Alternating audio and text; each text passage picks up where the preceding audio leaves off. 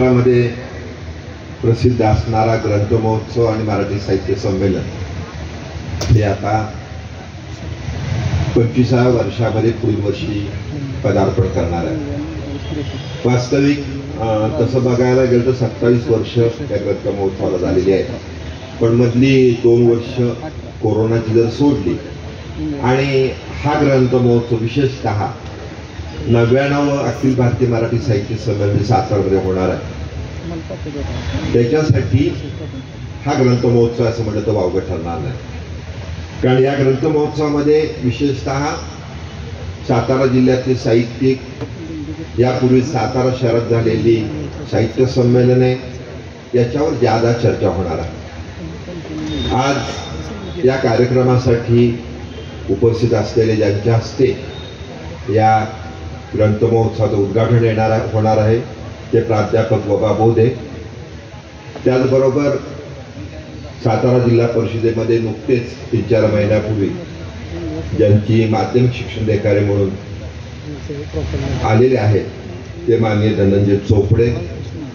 आपल्याला कल्पना आहे की सध्या मीटिंग्स बऱ्याच असतात, कलेक्टरना सीओना थांबावं लागतं, म्हणून विशेषतः याश्री नागराजन यांनी आपल्या सहकारी असिस्टंट सीओ सीत यांना पाठवलेलं आहे, असे प्रमुख पाहुणे सीत। त्याचबरोबर सातारा जिल्हा ग्रंथ महोत्सव समितीचे अध्यक्ष आणि महाराष्ट्रामध्ये वक्तृत्वासाठी प्रसिद्ध असलेले प्राचार्य यशवंत पाटणे, अखिल भारतीय मराठी साहित्य महामंडळाच्या कार्यवाह म्हणून ज्यांची निवड झालेली आहे आणि पुढची 3 वर्ष अखिल भारतीय मराठी साहित्य संमेलन ज्यांच्या प्रमुख पदाधिकाऱ्यांच्या मार्फत होणार आहे त्या कार्यवाह सुनीताराजे पवार, उपाध्यक्ष लांडगे सर, कोषाध्यक्ष प्रदीप कांबळे, मुख्य समन्वयक राजकुमार निकम, समन्वयक माननीय सुनीता कदम, सहसमन्वयक पार्टे, बंडपे मॅडम, जाधव मॅडम, लाड, डहाणे आणि त्या ठिकाणी उपस्थित सर्व म्हणजे काका पाटील आहेत, डहाणे आहेत, आमचे भुजबळ आहेत, त्याचबरोबर एका कविता संग्रहाचं प्रकाशन होणार आहे त्या मुलांनी पवार आहेत, पवार जाधव आहेत, पवार गायकवाड आहेत आणि आपण सर्व विशेषतः पत्रकार आहेत, माध्यमाचे प्रतिनिधी आहेत, त्या सर्वांचं प्रथमतः मी या ठिकाणी स्वागत करतो। आपल्याला माहिती आहे की साहित्य हे सामान्य माणसाचं असं म्हटलं अध्यात्म आहे, जे आपण वारीला बघतो, सामान्यातला सामान्य माणूस सुद्धा वारीला जातो आणि अध्यात्म बघत असतो आणि त्या अध्यात्मामुळे त्याला जीवनाकडे अलिप्तपणे बघायची एक प्रकारची प्रवृत्ती निर्माण होते। जेवढा माणूस समृद्ध होईल तेवढं त्याचं आकलन हे वाढत असतं। आपल्याला सगळ्यांना शालेय जीवनापासून जाणवतं की आपल्याला आकलन समृद्ध होण्यासाठी वाचन, त्याच्याकडे लिखाण, त्याच्याकडे आपण लक्ष देत असतो। हा ग्रंथ महोत्सव गेली 25 वर्ष तुमच्या दारामध्ये येत आहे आणि ह्या ग्रंथ महोत्सवाचा प्रचंड फायदा हा सातारकरांना होत आहे, ही महत्वाची बाब आहे आणि झुंबड अगदी आपण जी म्हणतो ही सातारच्या ग्रंथ महोत्सवामध्ये आपल्याला पाहायला मिळते। जे 93 व 66 अखिल भारतीय संमेलन 1993 साली झालं आणि त्या संमेलनामध्ये बालवाचक मेळावा होता, बालवाचकांसाठी एक दिवसभर होता आणि अखिल भारतीय मराठी साहित्य संमेलनामध्ये प्रथमच असं घडलं की दिवसभर लहान मुलांच्या कविता, लहान मुलांचं कथाकथन, हेमा लेलेंची गाणी, विंदा करंदीकरांची लहान मुलांवरची कविता आणि बरंच, आणि त्यात बातमी आली की पहिल्यांदा असं घडलं की विद्यार्थ्यांना नाहीतर ग्रंथदिंडीसाठी राबवलं जातं, विद्यार्थ्यांना वेगवेगळ्या कार्यक्रमासाठी आणून बसवलं जातं, पण पहिल्यांदा असं घडलं की अखिल भारतीय मराठी साहित्य संमेलनामध्ये सर्वांना वाव मिळाला आणि तोच मुद्दा लक्षात घेऊन या ग्रंथ महोत्सवाने पहिल्यापासून ही धारणा ठेवलेली आहे। म्हणजे हा ग्रंथ महोत्सव जेवढा वाचकांचा आहे तेवढाच शालेय विद्यार्थ्यांचा आहे। म्हणजे पहिल्यांदा काय करतो आपण तर कथाकथन स्पर्धा घेतो, त्यातली मुलं निवडतो, कवितांच्या स्पर्धा घेतो, त्यातली मुलं निवडतो, मी वाचलेलं पुस्तक घेतो, त्यातली निवड करतो आणि हा ग्रंथ महोत्सव सर्व किंवा सांस्कृतिक कार्यक्रम होतात आणि ह्या सगळ्या माध्यमातून आपल्या इथून जी मंडळी या स्टेजवर येतात, यशवंतराव चव्हाण व्यासपीठावर येतात, ती मंडळी आपले सर्व फोटो जपून ठेवतात आणि त्या फोटोमुळे त्यांना एक स्फूर्ती मिळते. आता तर युट्यूबवर चालू झालंय, आम्ही तुम्ही सांगाल तेव्हा तुमचं प्रत्येक गोष्ट तुम्हाला युट्यूबवर बघायला मिळते. म्हणजे या स्टेजवर तुम्ही आला की कायमच युट्यूबवर आहात. म्हणजे 25 वर्षांचा जेव्हा तुम्ही मागं वळून बघाल तेव्हा तुम्ही तुमचंच प्रतिमा या स्टेजवरची बघून तुम्ही हसाल, तुम्हाला स्फूर्ती मिळेल. हे काम गेली 25 वर्ष हा ग्रंथ महोत्सव करत आहे आणि ही मला वाटते अतिशय महत्वाची बाब आहे. तुम्हाला मी सांगेन, एक लेख आला होता मागच्या वर्षी आणि त्यांचं नाव त्या डॉक्टर होत्या, म्हणजे मी नाव तुम्हाला सांगेन नंतर. पण त्यांनी सांगितलं की मी काय करते तर मी कायम या ठिकाणी येते, कायम पुस्तकं बघत राहते आणि शेवटच्या दिवशी येते आणि पुस्तकं चॉईस करून विकत घेते. त्यांना एक पुस्तक 5 रुपयाला मिळालं, त्या म्हटलं की हे पुस्तक माझं 1 लाख रुपये व्हॅल्यूचं आहे. आणि ही अशी मंडळी ही फक्त सातारची येत नाहीत, महाडपासून येतात, माड खटावची येतात, बेळगावची येतात, कोल्हापूरची येतात आणि पिशव्या भरून भरून पुस्तकं नेतात. त्या ठिकाणी आपल्या स्टॉल समन्वयक जे आहेत सुनीताराजे पवार, त्यांना त्याची कल्पना आहे. या ठिकाणी डायमंड प्रकाशन म्हणून जे आहे, ज्यांचं जे पहिल्या दिवसापासून वर्षापासून येतात, 500 म्हणून आहेत, तर त्यांनी सांगितलं की आम्ही पहिली 2 वर्ष तर टेबलावर उभं राहायचं आणि पुस्तकं विकत होतो. या वर्षाचा बहुतेक तसंच होणार आहे. त्याचं कारण असं, पावसाच्या भीतीने काही मंडळी स्टॉल धारक आले नाहीत, पण त्या न येणाऱ्याचा फायदा मात्र संस्कृती प्रकाशन असेल, डायमंड प्रकाशन असेल, नवनीत प्रकाशन असेल आणि आलेली या सगळ्यांना 100% मिळणार. कारण आम्ही 2 दिवस बघतो आहोत की या पद्धतीचं जे वातावरण आहे पूर्वीपासूनचं, त्या वातावरणाला बळ मिळण्याचं काम या माध्यमातून अतिशय महत्वाचं होत आहे. मला सांगायला अतिशय आनंद वाटतो की आपल्याला माहिती पाहिजे की महाराष्ट्राचे पहिले मुख्यमंत्री यशवंतराव चव्हाण यांनी महाराष्ट्र राज्य साहित्य संस्कृत मंडळाची स्थापना केली. ती का केली तर त्यांचा उद्देशच असा होता की सर्व ज्ञान मराठीमध्ये आलं पाहिजे आणि ह्या मराठीमध्ये जर ज्ञान आलं तर त्याचा उपयोग सगळ्यांना होऊ शकेल, म्हणून त्यांनी तो प्रयत्न केला होता. तो प्रयत्न बऱ्याच प्रमाणात यशस्वी झालेला आहे, पण पुन्हा पुन्हा आपल्याला त्याची उजळणी करावी लागते. उजळणी करावी लागते तर कुणाकडे बघायला पाहिजे तर 1945 साली बघा दक्षिण कोरिया देश स्वतंत्र झाला आणि त्यांनी काय केलं की कोरियन भाषेची हंगुल म्हणून एक जे शिक्षण प्रणाली उभी केली आणि सर्व भाषा बाजूला ठेवून आपली कोरियन भाषा विकसित केली. पण ही विकसित केलेली भाषा त्याचा उपयोग काय झाला तर तुम्हाला माहिती असलं पाहिजे की ह्या कोरियन भाषेच्या उपयोगामुळं जी काय आपल्याकडं कंपन्या आल्या, म्हणजे 6 कोटी फक्त गाव देश आहे तो, परंतु तुम्ही जेव्हा बघाल की सॅमसंग, आपण सॅमसंग काय करतो सहजवारी उच्चारतो, LG सहजवारी उच्चारतो, हुंदाई सहजवारी उच्चारतो, पण ही नावं कोरियन भाषेतली आहे. जसंच दुसरी बाजू आहे जपानी भाषा, जपान भाषेने तेच केलं, सगळं आपलं जे काही शिक्षण पद्धती होती ती जपानी भाषेमध्ये आणली आणि यामुळे सोनी म्हटल्यावर आपल्याला वाटतं मराठी शब्द आहे बरं का, टोयोटो आपल्याला वाटतं मराठी शब्द आहे, डोयो मराठी शब्द आहे, हे सगळे जपानी शब्द आहेत. याचा अर्थ असा होतो की मराठी भाषा जर आपली समृद्ध झाली, आपले ब्रँड जगात गेले तर सातारा सुद्धा नाव काय होईल, जसं एखाद्या ब्रँडला दिलं तर ते जगभर प्रसिद्ध होईल. तर हे जे आहे हे फार महत्वाचं आहे. म्हणजे आम्ही चीन मधलं बघा, चीनने तसंच केलं, त्यांचं होय आहे, शाओमी आहे, लेनो ह्या कंपन्यांची नाव आहेत आणि ही जेव्हा आपल्या लक्षात येतं तेव्हा आपल्या लक्षात येतं की अशा ग्रंथ महोत्सवाच्या माध्यमातून आपण विशेषतः वाचन संस्कृतीकडे वळलं पाहिजे आणि वाचन संस्कृतीकडे वळत असताना आपण कोणत्याही माध्यमात असो, आपण ज्या भागात राहतो, जी आपली संस्कृती आहे ती महत्वाची आहे. जसं रवींद्रनाथ टागोर काय म्हणत होते की झाडाला ज्याप्रमाणे जमिनीतून जीवन रस मिळतो आणि ते तग धरतं, जोमानं वाढतं, तसंच ज्या समाजात मूल जन्माला येतं त्या मुलांनी त्या मुलांनी तिथली संस्कृती तिथली भाषा जर अंगीकारली तर त्याला कुठल्याही भाषा कुठली गोष्ट अवघड जाणार नाही आणि त्यापेक्षा या प्रतिभेतून तुम्ही तुमच्या आयुष्यामध्ये नवीन काय निर्माण करू शकाल. आणि हा ग्रंथ महोत्सव ते करतोय. म्हणजे आम्हाला खात्री आहे की हळूहळू तुमच्याकडे जे वाचन संस्कृती येईल त्याच्यामधून आपल्याला त्याचा फायदा होईल. आपल्याला माहिती पाहिजे की या नगरीचं नाव यावर महर्षी विठ्ठलरामजी शिंदे ठेवलेलं आहे आणि आपल्याला सांगायला मला आनंद वाटतो की ज्याला शिक्षण नव्हतं मिळत त्यावेळेला महर्षी विठ्ठलरामजी शिंदे आणि त्यांच्या बहिणींनी ज्या शाळा चालू केल्या डिप्रेस्ड क्लासेस मिशन सोसायटीच्या मध्ये, त्या कुठली गाव होती? मुंबई, पुणे, अकोला, अमरावती, इंदापूर, कोल्हापूर, ठाणे, मद्रास, मालवण आणि सातारा. म्हणजे समजून घ्या, बाकीच्यांनाही संधी मिळाली नाही. तेव्हा तुम्ही जेव्हा काही अभ्यास करता, पालक असतील, विद्यार्थी असेल, वाचक असतील, तेव्हा आपण मागं सारखं वळून बघितलं पाहिजे. आणि आता मला मी त्याच्या मुद्दाम एक पुस्तक तयार करतोय. विठ्ठल रामजी शिंदे यांनी सातारमध्ये शाळा केल्यामुळे कुठली मुलं कुठे गेली, कुठल्या मुली कुठं पोहोचल्या, हे जे सगळं आहे हे आपण हा ग्रंथ महोत्सव देत असतो.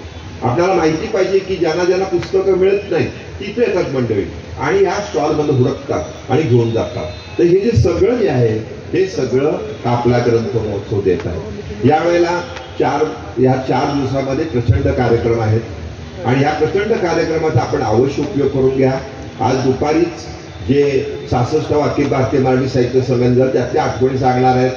त्यात श्याम मुरके आहेत, संभाजीराव पाटणे सर आहेत, त्याच्यानंतर विशेषतः सुहास बोकील म्हणून आहेत की ते सातारचे 2 सातारचे आहेत.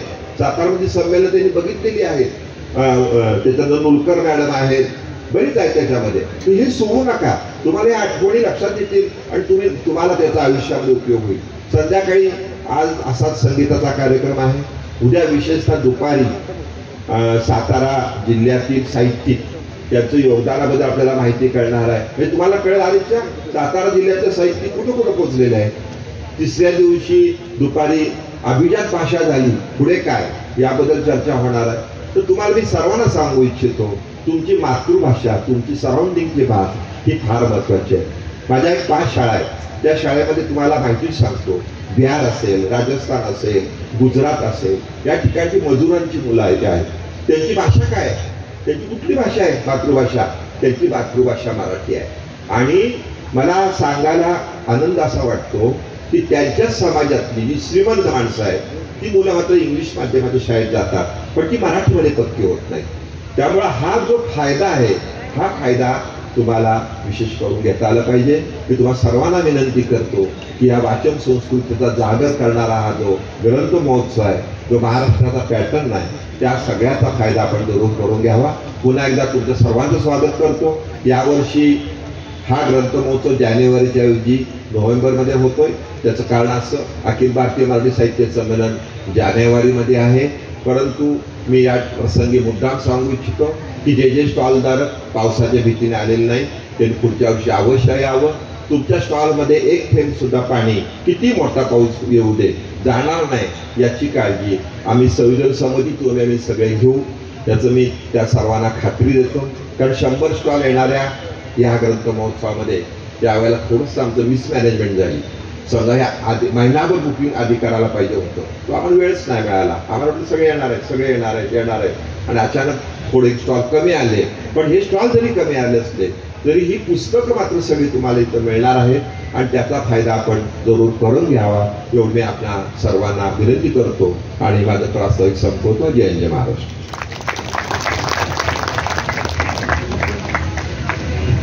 धन्यवाद सर. सरांनी आता प्रास्ताविकात म्हटल्याप्रमाणे विद्यार्थ्यांना या ठिकाणी येण्याची, आपण विद्यार्थ्यांसाठी ग्रंथ महोत्सव असतो, विद्यार्थ्यांना घडण्यासाठी ग्रंथ महोत्सव असतो. त्यामुळे त्यांची ते सक्ती आज समजत असतील किंवा त्यांना आज वाटत असेल की आपल्याला इथे शाळेने आणलंय म्हणून आपण बसतो, पण तसं नसतंय.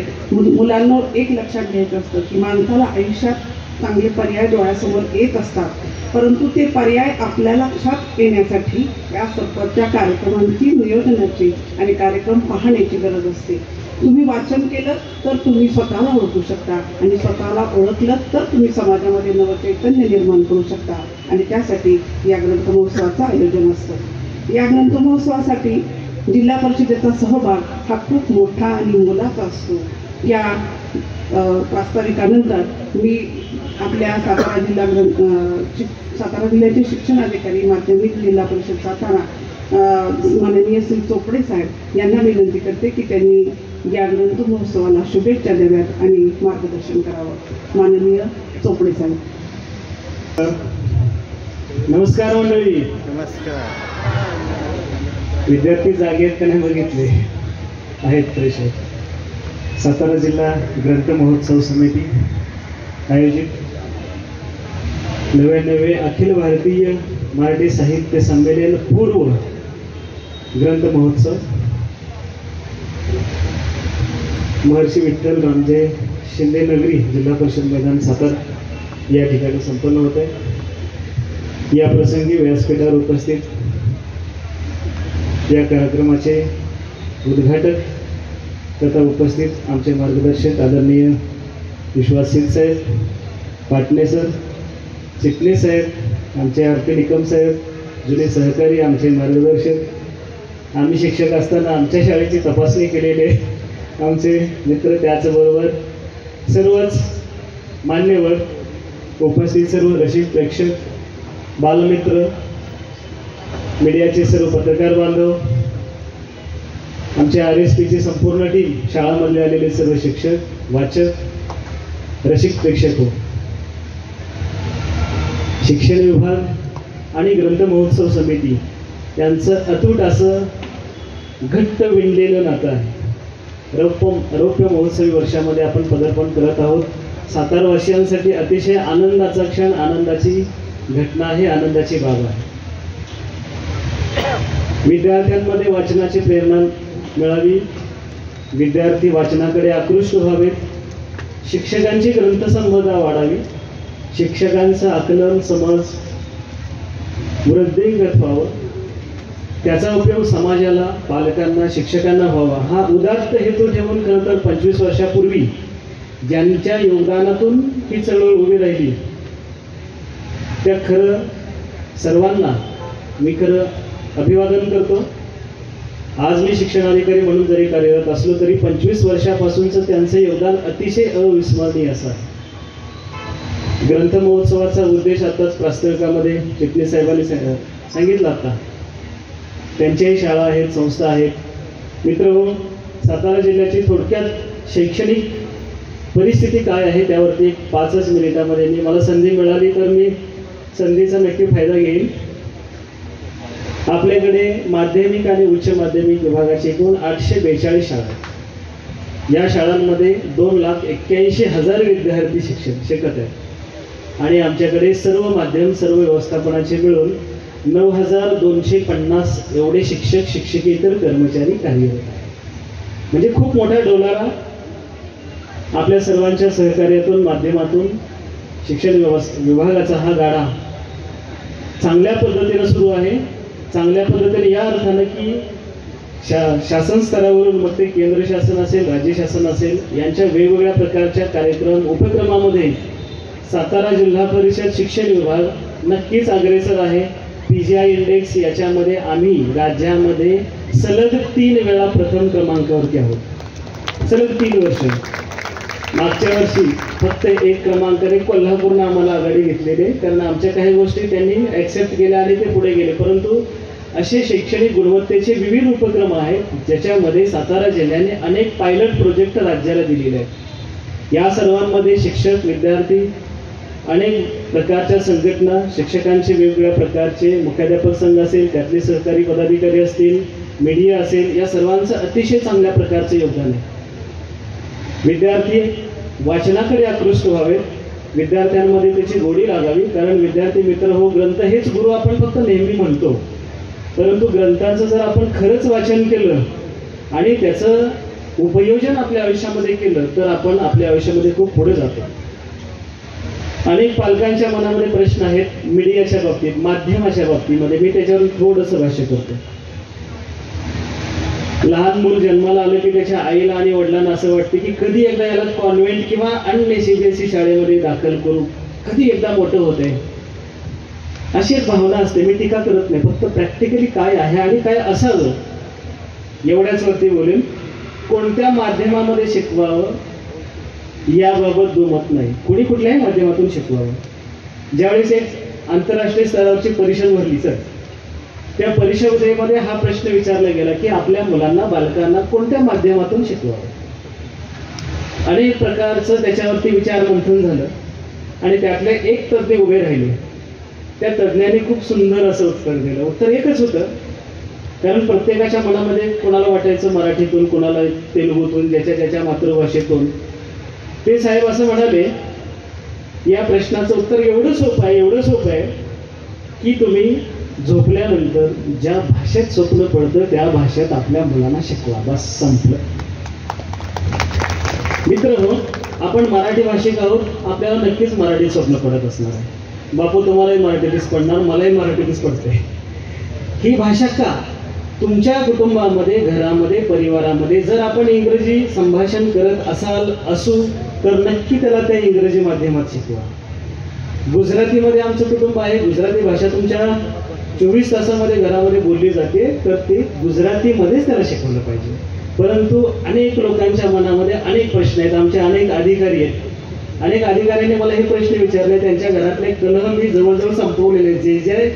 ज्या लोकांनी मला विचारलं, नाव मी फक्त सांगणार नाही, पण तो क्लास 1 क्लास 2 बरेचसे अधिकारी होते, काही BDO होते, काही ICDSचे अधिकारी होते.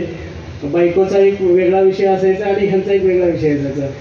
साहेब म्हणायचे, बायको माझं ऐकच न झाली, काही करायचं म्हणते आणि इंग्लिश मीडियममध्ये शिकवायचं म्हणते.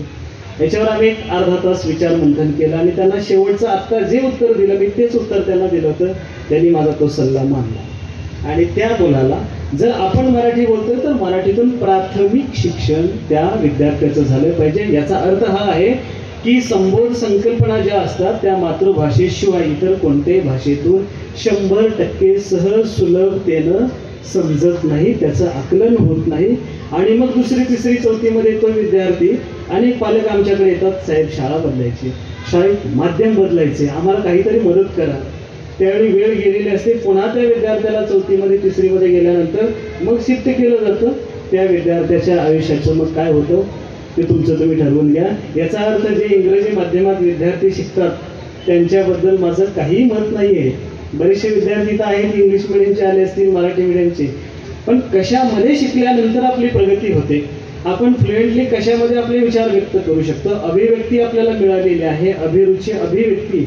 खरं तर मला वाटतं ह्या व्यासपीठाचा उद्देशच हा आहे की त्या विद्यार्थ्याला त्याची अभिव्यक्ती व्यक्त करण्याची संधी देणं. मग ते लिखाणातून असेल, बोलण्यातून असेल, संगीतातून असेल, एक प्रकारची अभिव्यक्ती आहे. अभिव्यक्त होणं ते बोलण्यातून असेल, ते कवितेतून असेल, ते लिखाणातून असेल, ते त्याच्या नृत्यातून असेल, संगीतातून असेल, कशातून आहे, लेखणीतून असेल. समोर आमचे पत्रकार बांधव बसलेले आहेत. ही अभिव्यक्ती ही खरं तर त्याची एक शक्ती असायला पाहिजे. आणि विद्यार्थी मित्र असतील, आमचे सगळे समोर बसलेले असतील, प्रत्येकामध्ये काहीतरी टॅलेंट आहे. परमेश्वरानं आपल्याला जे विद्यार्थ्यांना घडवले असंच नाही घडवलेलं. 750 पावणे 800 कोटी जगाची लोकसंख्या आहे. माझ्यासारख्या जगामध्ये मीच आहे. याचा अर्थ प्रत्येक मूल युनिक आहे, एकमेवाद्वितीय आहे, एकमेवाद्वितीय आहे. त्याच्यासारख्या जगामध्ये दुसरं कोणीही नाही. त्यामुळे पालकांना, शिक्षकांना, इथं बसलेल्या सगळ्यांना माझी एकच विनंती आहे की कृपा करून आपल्या कुटुंबामध्ये 2 मुलं आहेत, 2 मुली आहेत, किंवा जी काही अपत्य आहेत, आजूबाजूला मुलं आहेत, त्यांची तुलना करू नका. प्रत्येकाचं टॅलेंट वेगळं आहे. त्याच्यामध्ये जे काय आहे ते सर्च करा, त्याला संधी द्या. आपण काय करतो, शेजारचा मुलगा डॉक्टर झाला, माझं पण डॉक्टर झालं पाहिजे. शेजारचा आणखी कोणी IT मध्ये इंजिनियर झाला, चांगलं पॅकेज मिळालं, 1 करोडचं पॅकेज आहे, 1.5 करोडचं पॅकेज आहे, त्याचं पॅकेज आहे, तर आपण त्याचं कम्पेअर करत राहतो. काही गरज नाही. माझं साधं सोपं ज्या काही आतापर्यंतच्या अनुभवातून मला काही ज्या गोष्टी मिळाल्या असतील, माझ्या वाचनातून आल्या असतील, त्याबद्दल जीवनाकडे सकारात्मकतेनं बघावं. जीवन खूप सुंदर आहे आणि खूप सहज सोपं आहे. त्याला आपण खूप सगळ्यांनी अवघड करून टाकलंय. जीवनाचा आस्वाद आपल्याला घेता आला पाहिजे, प्रत्येक क्षणाला आपल्याला जगता आलं पाहिजे. कसं जगावं याच्याबद्दल एक खूप सुंदर अशी कविता एका कवीने केलेली आहे. कवी गुरु ठाकूरांची एक कविता आहे, त्या 4 ओळी मी मुद्दाम तुम्हाला ऐकवतो. कवी गुरु ठाकूर एके ठिकाणी म्हणतात,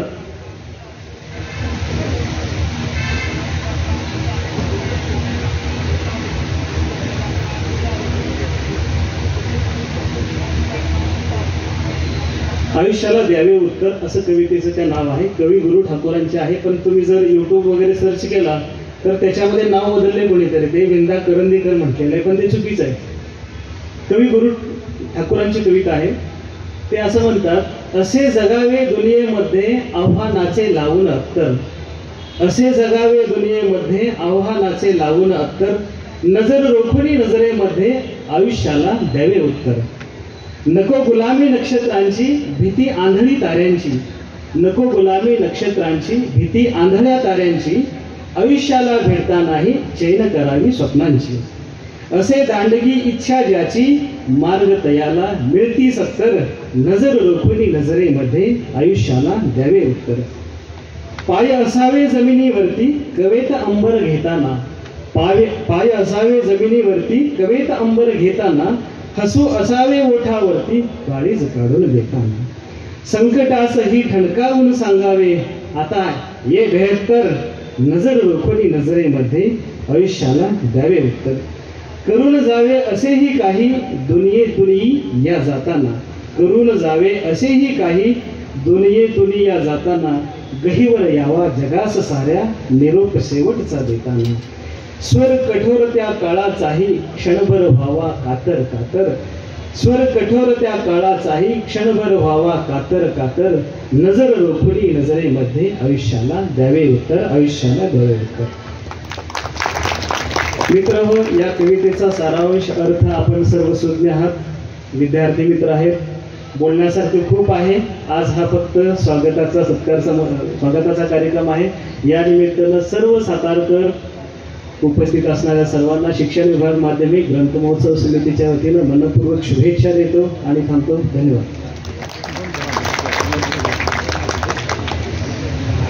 धन्यवाद सर. सर म्हटले त्याप्रमाणे खरोखरच ग्रंथ महोत्सवाचे तिन्ही दिवस, पुढचे तिन्ही दिवस हे विद्यार्थ्यांना आपली अभिव्यक्ती सादर करण्यासाठीच या ठिकाणी सादर केले जातात. उद्या कथाकथन आहे, परवा दिवशी सांस्कृतिक कार्यक्रम आहे आणि सोमवारी येथे घडतात वाचक वक्ते आणि कवी संमेलन. या सगळ्या कार्यक्रमांमध्ये विद्यार्थी आपलं स्वतःची अभिव्यक्ती या ठिकाणी सादर करणार आहेत. धन्यवाद सर. यानंतर मांगल्याचं प्रतीक म्हणजे आपला दीपप्रज्वलनाचा क्षण असतो. अज्ञानाचा अंधार दूर करून ज्ञानाचा प्रकाश पसरवणारा हा ग्रंथदीप. ग्रंथ महोत्सवाचं प्रारंभ उद्घाटन आपण दीपप्रज्वलनाने करणार आहोत. सर्व मान्यवरांना मी विनंती करते. कार्यक्रमाचा प्रारंभ होतो.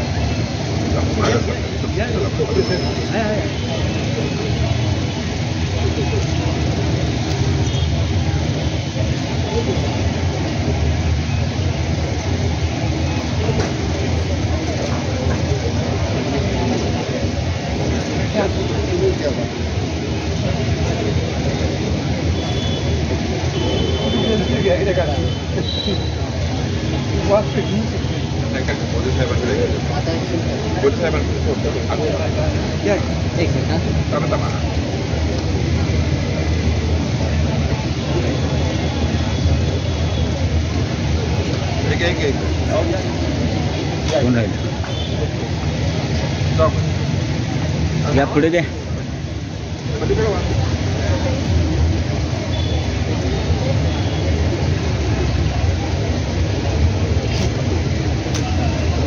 महोत्सवाच्या उद्घाटन प्रसंगी उपस्थित असलेले प्रमुख पाहुणे प्राध्यापक बोधे साहेब, पाटणे सर, चिटणीस सर, आमचे शिक्षणाधिकारी कोपडे साहेब, व्यासपीठावरील उपस्थित सर्व ग्रंथप्रेमी आणि व्यासपीठासमोर उपस्थित सर्व ग्रंथप्रेमी वाचक या सर्वांचं स्वागत करतो.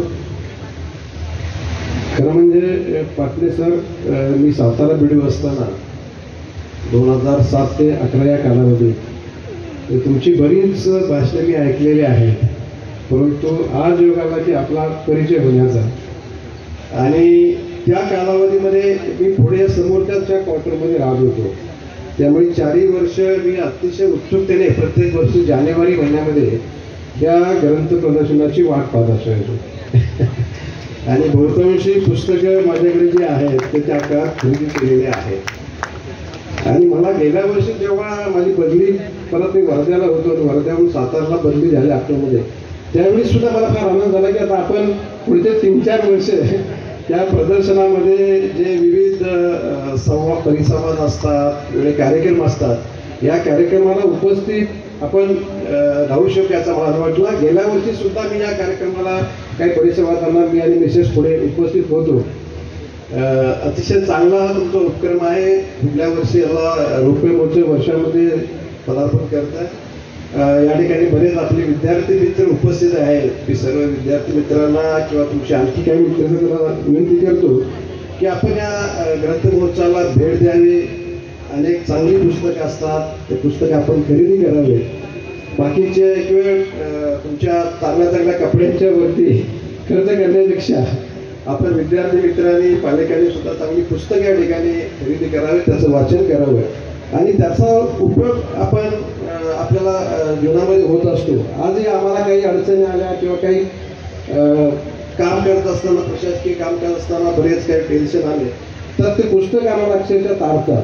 त्यामुळं माझी सर्वांना विनंती आहे की आपण जास्तीत जास्त या ग्रंथ महोत्सवाचा फायदा घ्यावा, जास्तीत जास्त पुस्तकं खरेदी करावी, त्याचं वाचन करावं. आणि मी आमचे चोपडे साहेबांचं आम्ही काल एकत्र बसलो होतो, शिक्षणाधिकारी साहेब. त्यांना मला सकाळीच मी जरा फोन करून सांगितले की जो लोकांचा प्रतिसाद असतो तो कमी आहे, त्यामुळे तुम्ही जास्तीत जास्त प्रसिद्धी. आता मी आमच्याकडे जिल्हा परिषदेत सर्व आमचे ग्रुप्स आहेत कर्मचाऱ्यांचे, त्याच्याद्वारे आम्ही प्रसिद्धी करू. परंतु महत्त्वाचे आमचे शिक्षणाधिकारी चोपडे साहेब आहेत, प्राथमिकचे नायकोडे साहेबांना मागाशी बोलू पाटील साहेब की जास्तीत जास्त शिक्षकांच्या पर्यंत, मुलांच्या पर्यंत हा मेसेज गेला पाहिजे आणि या 4 दिवसामध्ये जास्तीत जास्त ग्रंथप्रेमींनी या ठिकाणी भेट देऊन त्या ठिकाणी पुस्तकांची खरेदी केली पाहिजे.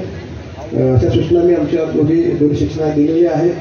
आज या ठिकाणी खरं म्हणजे मी पाटणे सरांना मी काल पुण्यासाठी केला होता की आमच्या महिलांचे बचत गट आहे आणि आम्हाला एक संधी आम्ही शोधत असतो की असे काय कार्यक्रम असले की आमचे त्या ठिकाणी 4 स्टॉल लावेत आणि त्या महिलांचे सुद्धा विविध वस्तू आमच्या घरी महिला तयार करतात, त्यांची सुद्धा विक्री व्हावी.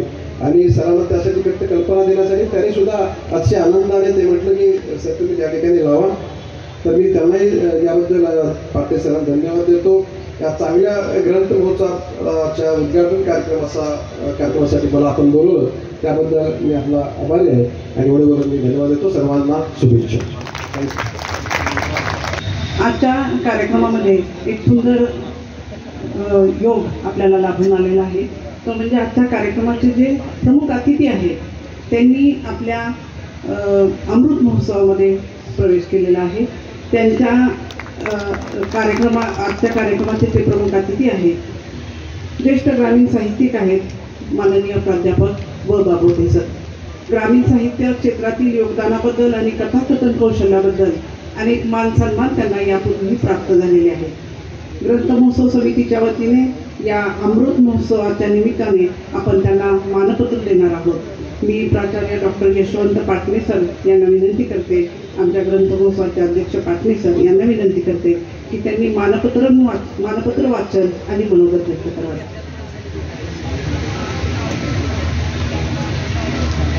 वेळ दुपारची आहे, पोटामध्ये कावळे आहेत आणि सगळ्यांच्या ओठात कोकिळ आहे.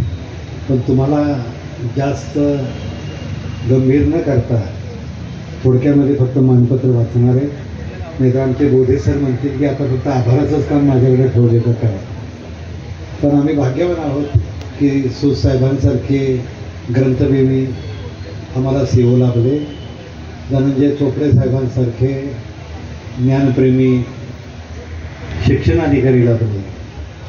आज या सगळ्या ग्रंथ महोत्सवामध्ये आपण प्राध्यापक व बोधे यांचा अमृत महोत्सव सादर करणार आहे.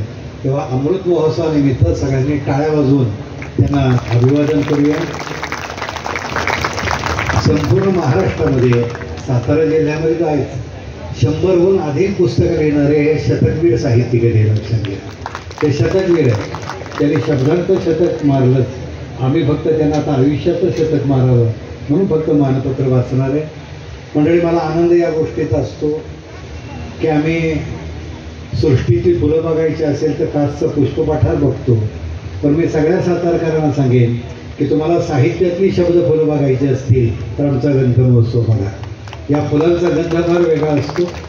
आज सृष्टीतली फुलं एक दिवस मावळून जातात, पण साहित्यातल्या शब्द फुलांना चिरंतन चैतन्याचं वरदानच.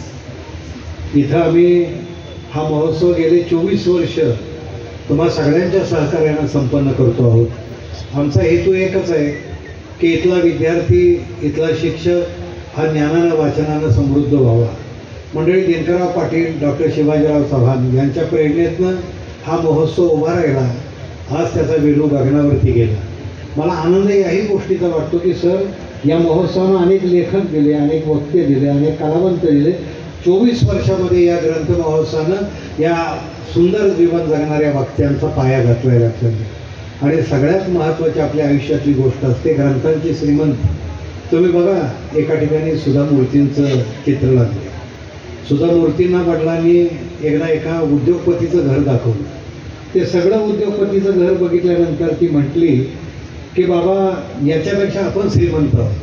तर सुधा मूर्तीचे वडील म्हटले, अरे वेडी असं काय, यांची घरं बघ, त्यांच्या सुविधा बघ, त्यांच्या सोयी बघ, त्या घराची उंची बघ, ही आपल्यापेक्षा मोठी माणसं आहेत. आपण 3 खोल्यांच्या घरात राहतो. ही माणसं किती किती मोठी आहेत. बाबा, ती कितीही मोठी असू द्यात, पण त्या घरात ग्रंथ नाही. आपल्या घरात ग्रंथ आहे. आपण त्यांच्यापेक्षा श्रीमंत. मला तुम्ही सांगा की ज्या घरामध्ये ग्रंथांची श्रीमंती असते ते ग्रंथ. डॉक्टर आंबेडकर नेहमी सांगायचे की त्यांना विचारलं एकानं की तुमच्या घरातल्या ग्रंथांची किंमत किती. तेव्हा त्यांनी सांगितलं 2 लाख रुपये. तेव्हा एक जण त्यांना म्हटले, मी विकत घेतो तुम्हाला 2 लाख रुपये देऊन ते सगळं ग्रंथालय. तर डॉक्टर आंबेडकर म्हटले की माझ्या घरातनं ग्रंथ जाणं हा माझ्या कुडीतनं प्राण जाण्यासारखं आहे. मी प्राणापलीकडे ग्रंथांच्यावर प्रेम करतो. त्याच डॉक्टर आंबेडकरांचा आजचा दिवस 7 नोव्हेंबर असा आहे की त्या 7 नोव्हेंबरला 107 वर्षापूर्वी डॉक्टर आंबेडकरांनी सातारच्या प्रतापसिंह हायस्कूलमध्ये पहिला प्रवेश घेतला. तो विद्यार्थी दिन आज आपण साजरा करतो. हे ग्रंथ महोत्सवाचं औचित्य सर लक्षामध्ये घ्या की आज केंद्रीय मंत्री तुमच्या त्या स्वागतासाठी आलेत आणि तुम्ही सगळे विद्यार्थी भाग्यवान की तुमच्यासमोर एक असा आदर्श हा या निमित्तानं उभा आहे. मंडळी, आज बौद्ध्यांना बोलवण्याचं एक काम वेगळं आहे. मी तुम्हाला सांगितलं की उपेक्षित राहिलेला हा साहित्यकार. म्हणजे काल चिटणीस साहेब तुम्ही बोलताना बोललात, एवढी मोठी ग्रंथसंपदा असून सुद्धा साहित्य, अखिल भारतीय साहित्य संमेलनापासून आणि हा वंचित राहिला नाही. पण तरीसुद्धा आम्हाला अभिमान वाटतो या माणसाचा. आणि तो अभिमान व्यक्त करण्यासाठी मी फक्त 5 मिनिटात हे मानपत्र वाचणार आहे आणि त्यानंतर पुन्हा एकदा आपण सगळ्यांना त्यांना अभिवादन करायचं.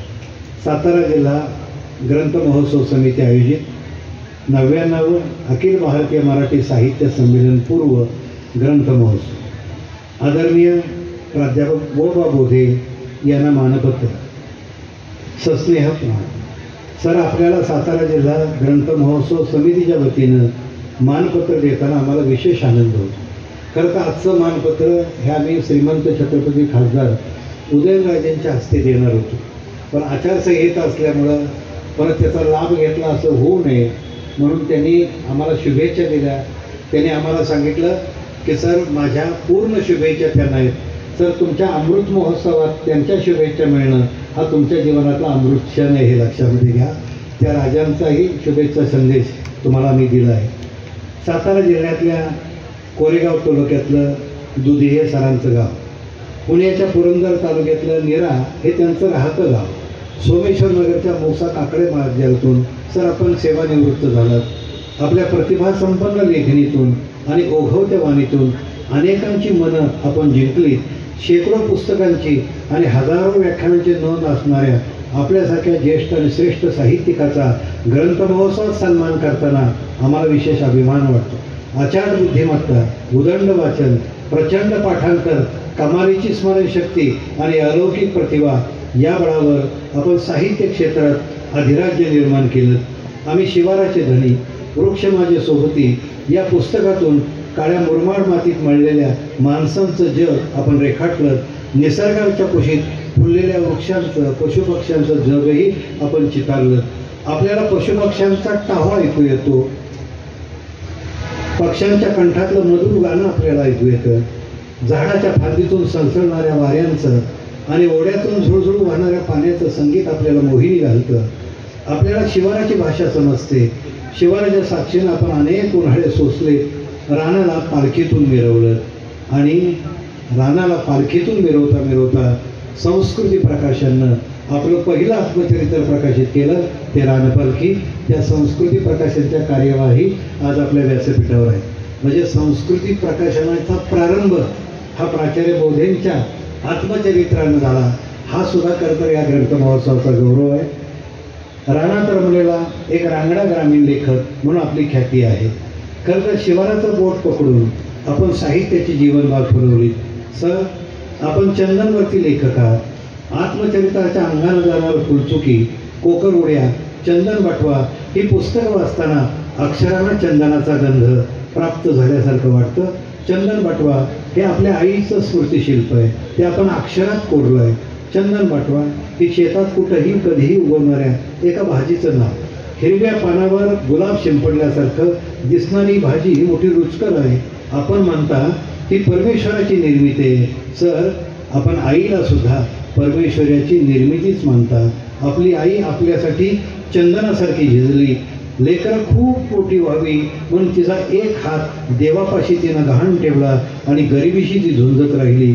आयुष्यभर मुलांच्या शिक्षणासाठी, सुखासाठी ती जीवनाचं जातं कायम फिरवत राहिली. आपण लिहिलं आहे, ज्या जात्याला माझ्या आईचे हात झुंपले होते त्या जात्यावर माथा टेकवावा. माझ्या आईचे हात जनाबाईचे झाले या त्या जात्यामुळं आता ते जातंही आम्हा साऱ्या भावंडांसाठी विठ्ठलाची पायरी झालं आहे. हा सरांचा एक भाऊ याच आपल्या ग्रंथ महोत्सवात इथं उपस्थित आहेत. त्यांचंही मी स्वागत करतोय. सर, आपण अनेक दुःख पचवली, अनेक वादळं आपण अंगावर घेतली. आपल्या जीवनात दुःखाचे डोंगर आले तर तसा सुखाचा स्वर्गही आला. निसर्गाचं जीवन पण आपण हिरवा स्वर्ग या प्रवासानं पुस्तकातून चितारला आहे. साहित्य हा सर आपला श्वास आहे, तोच आपला ध्यास आहे. जंगलपासून रानमैनापर्यंतच्या कादंबऱ्या, फिष्टपासून भटजीची मेघपर्यंतचे कथासंग्रह, हे सारं साहित्य आपल्या पहिल्या टप्प्यातले हे रंजनाच्या पातळीवर होतं. पण कोकरउड्यापासून चैतन्य पंचकपर्यंतचं लेखन आपल्या व्यक्तिगत अनुभवाच्या मुशीतून जन्माला आलं. साहित्य विश्वात 100हून अधिक पुस्तकांचं लेखन करणारा एक निष्ठावंत लेखक म्हणून साऱ्या महाराष्ट्राला तुमचा अभिमान वाटतो. सर, तुम्ही अक्षर मुद्रा या मराठी साहित्याच्या प्रांतात उमटवली आहे. आपल्या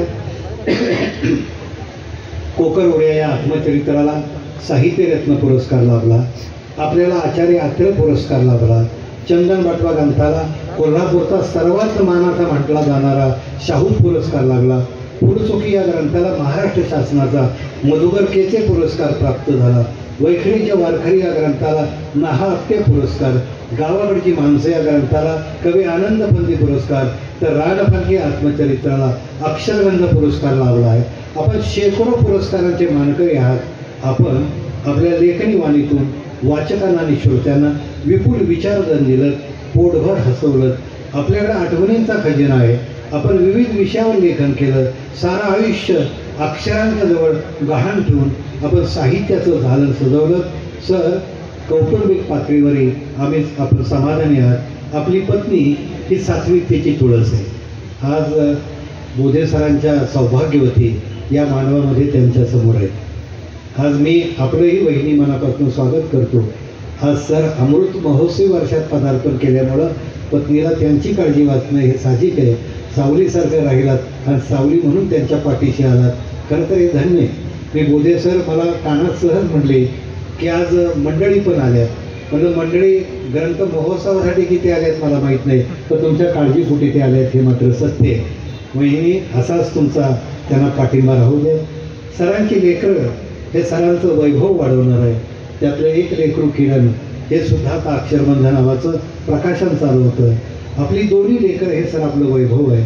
आपण कृष्णा काठावर वाढलात, नीरा काठावर रमलात. लेखनी आणि वाणीचं अद्वैत गाणं गात आपण अमृत काळात आता वसंतोत्सव साजरा करत आहात. आपल्या साहित्य कृतींचं शतक आपण पार केलं. शब्दांचे सर तुम्ही शतकवीर आहात. आता जीवनाच्या खेळपट्टीवरही आपण वयाचं शतक पार करावं.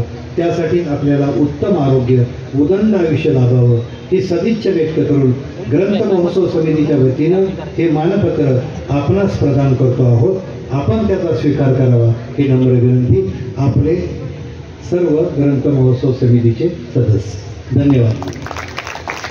या महोत्सवामध्ये सरांना आता मानपत्र होईल. त्यानंतर शेवट आमच्या मुलांनी पवार गायकवाड आलेले आहेत. त्यांचे पिताजीही युवराज पवार आले. त्यांचं सारं कुटुंब इथं आलं.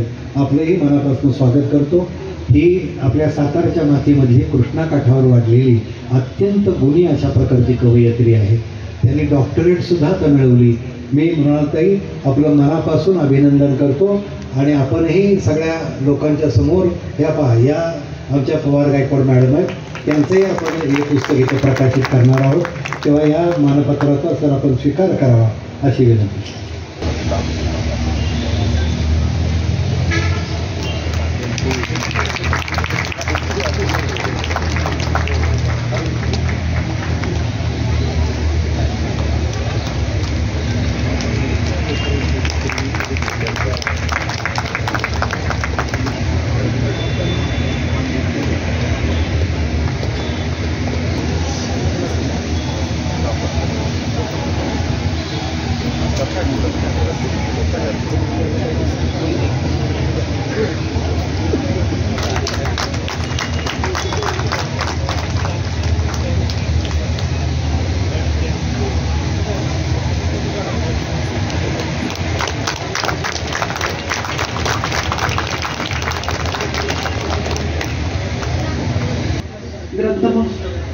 ग्रंथपासून संस्कारांपासून दूर होत आहेत. यावर मात करण्यासाठी अशा पुस्तकाची गरज आज आपल्या सगळ्यांना आहे. आपल्याच ग्रंथमहोत्सव समितीचे अध्यक्ष आणि साऱ्या महाराष्ट्र आणि महाराष्ट्राबाहेर आपल्या भाषणांनी सगळ्यांच्यावर मोहिनी घालणारे शब्दप्रभू प्राचार्य डॉक्टर यशवंत पाटणे यांच्या पुस्तकाचे प्रकाशन. समजत की ग्रंथमहोत्सवाचा हा मोठा यशाचा भाग असतो. ग्रंथमहोत्सवामध्ये त्यांनी इवलासा प्रवास नावाचं सन 2002 साली बालसाहित्य संमेलनामध्ये पुस्तक प्रकाशित केलं, जे सातारा ग्रंथमहोत्सवाच्या संमेलनातून झालं होतं. सातारा शहरावरील प्रेम आणि आंतरिक ओढ यातूनच त्या पुस्तकासाठी ज्येष्ठ लेखक व वामोदे आणि या पुस्तकाला लागतो आहे मृणालिनी पवार गायकवाड यांचं आपण सगळ्यांनी टाळ्या वाजवून कौतुक करूया. तुमच्यासारख्या विद्यार्थिनी असताना त्यांची 2 कविता संग्रह प्रकाशित आपल्या मनोगतातून आपल्यासाठी मार्गदर्शन केलं. त्यांच्यामुळे सगळ्यांना विनंती करते की त्यांनी त्यांचा सत्कार करावा.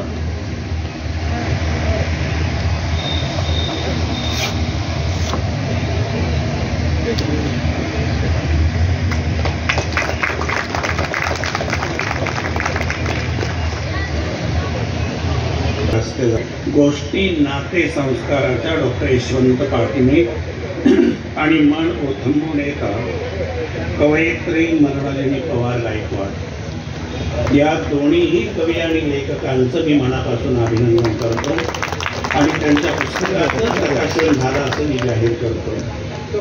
खरं म्हणजे फार दिवसांनी पुस्तकाचं प्रकाशन करण्याचा योग आला, विशेषतः काव्यसंग्रह. कारण कविता मी माझ्या आयुष्यात कधी लिहिली नाही. काही लोकांनी मला एकदा मुलाखत घेताना विचारलं कविता का लिहिली नाही, तर मी म्हटलं कविता लेखनाची वाईट सवय मला लागली नाही आणि त्याच्यामुळे माझ्या अजून काही काव्य लेखन झालं नाही. पण जी माणसं कविता लिहितात त्यांच्याबद्दल मला आदर वाटतो. याचं कारण असं की 400 पानांची कादंबरी लिहून आम्हाला जे सांगता येत नाही ते तुम्ही फक्त 4 ओळीमध्ये मांडता. ही फार मोठी ताकद आहे, लक्षात घ्या. नारायण सुर्व्यांनी एके ठिकाणी म्हटलंय दुधाचं दुकान विचारलं तर लोक नाही म्हणतात. दुधाचं दुकान विचारलं तर लोक नाही म्हणतात म्हणजे आम्हाला माहीत नाही म्हणतात. दुधाचं दुकान विचारलं तर लोक नाही म्हणतात आणि देशीचं विचारलं तर अलगद दारात नेऊन सोडतात. तेव्हा ही समाजाची रीत आहे. म्हणजे कादंबरीकाराला कथाकाराला जास्तीत जास्त शब्दामध्ये जे मांडता येत नाही ते कमीत कमी शब्दात मांडतात ही माणसं. त्यांचं खरंच कौतुक केलं पाहिजे. उत्तम लेखन नवीन मुलं तर अतिशय उत्साहानं लिहित आहेत.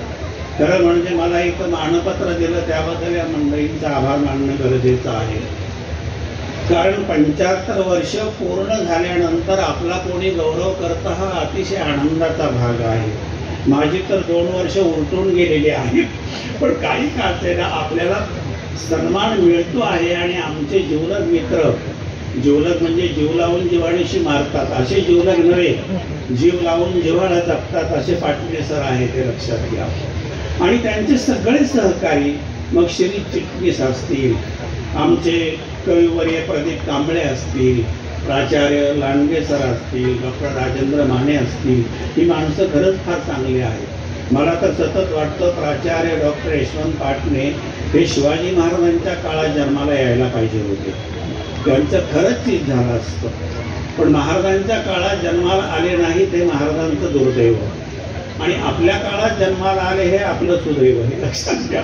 पण मला सतत वाटतं या माणसानं खोड्यावर अशी मांड ठोकली असती की त्यांच्या संशयीचं ते दिल्लीपती औरंगजेबालाही जाणवलं असतं. एक प्रकारचं अतिशय मध्ये काय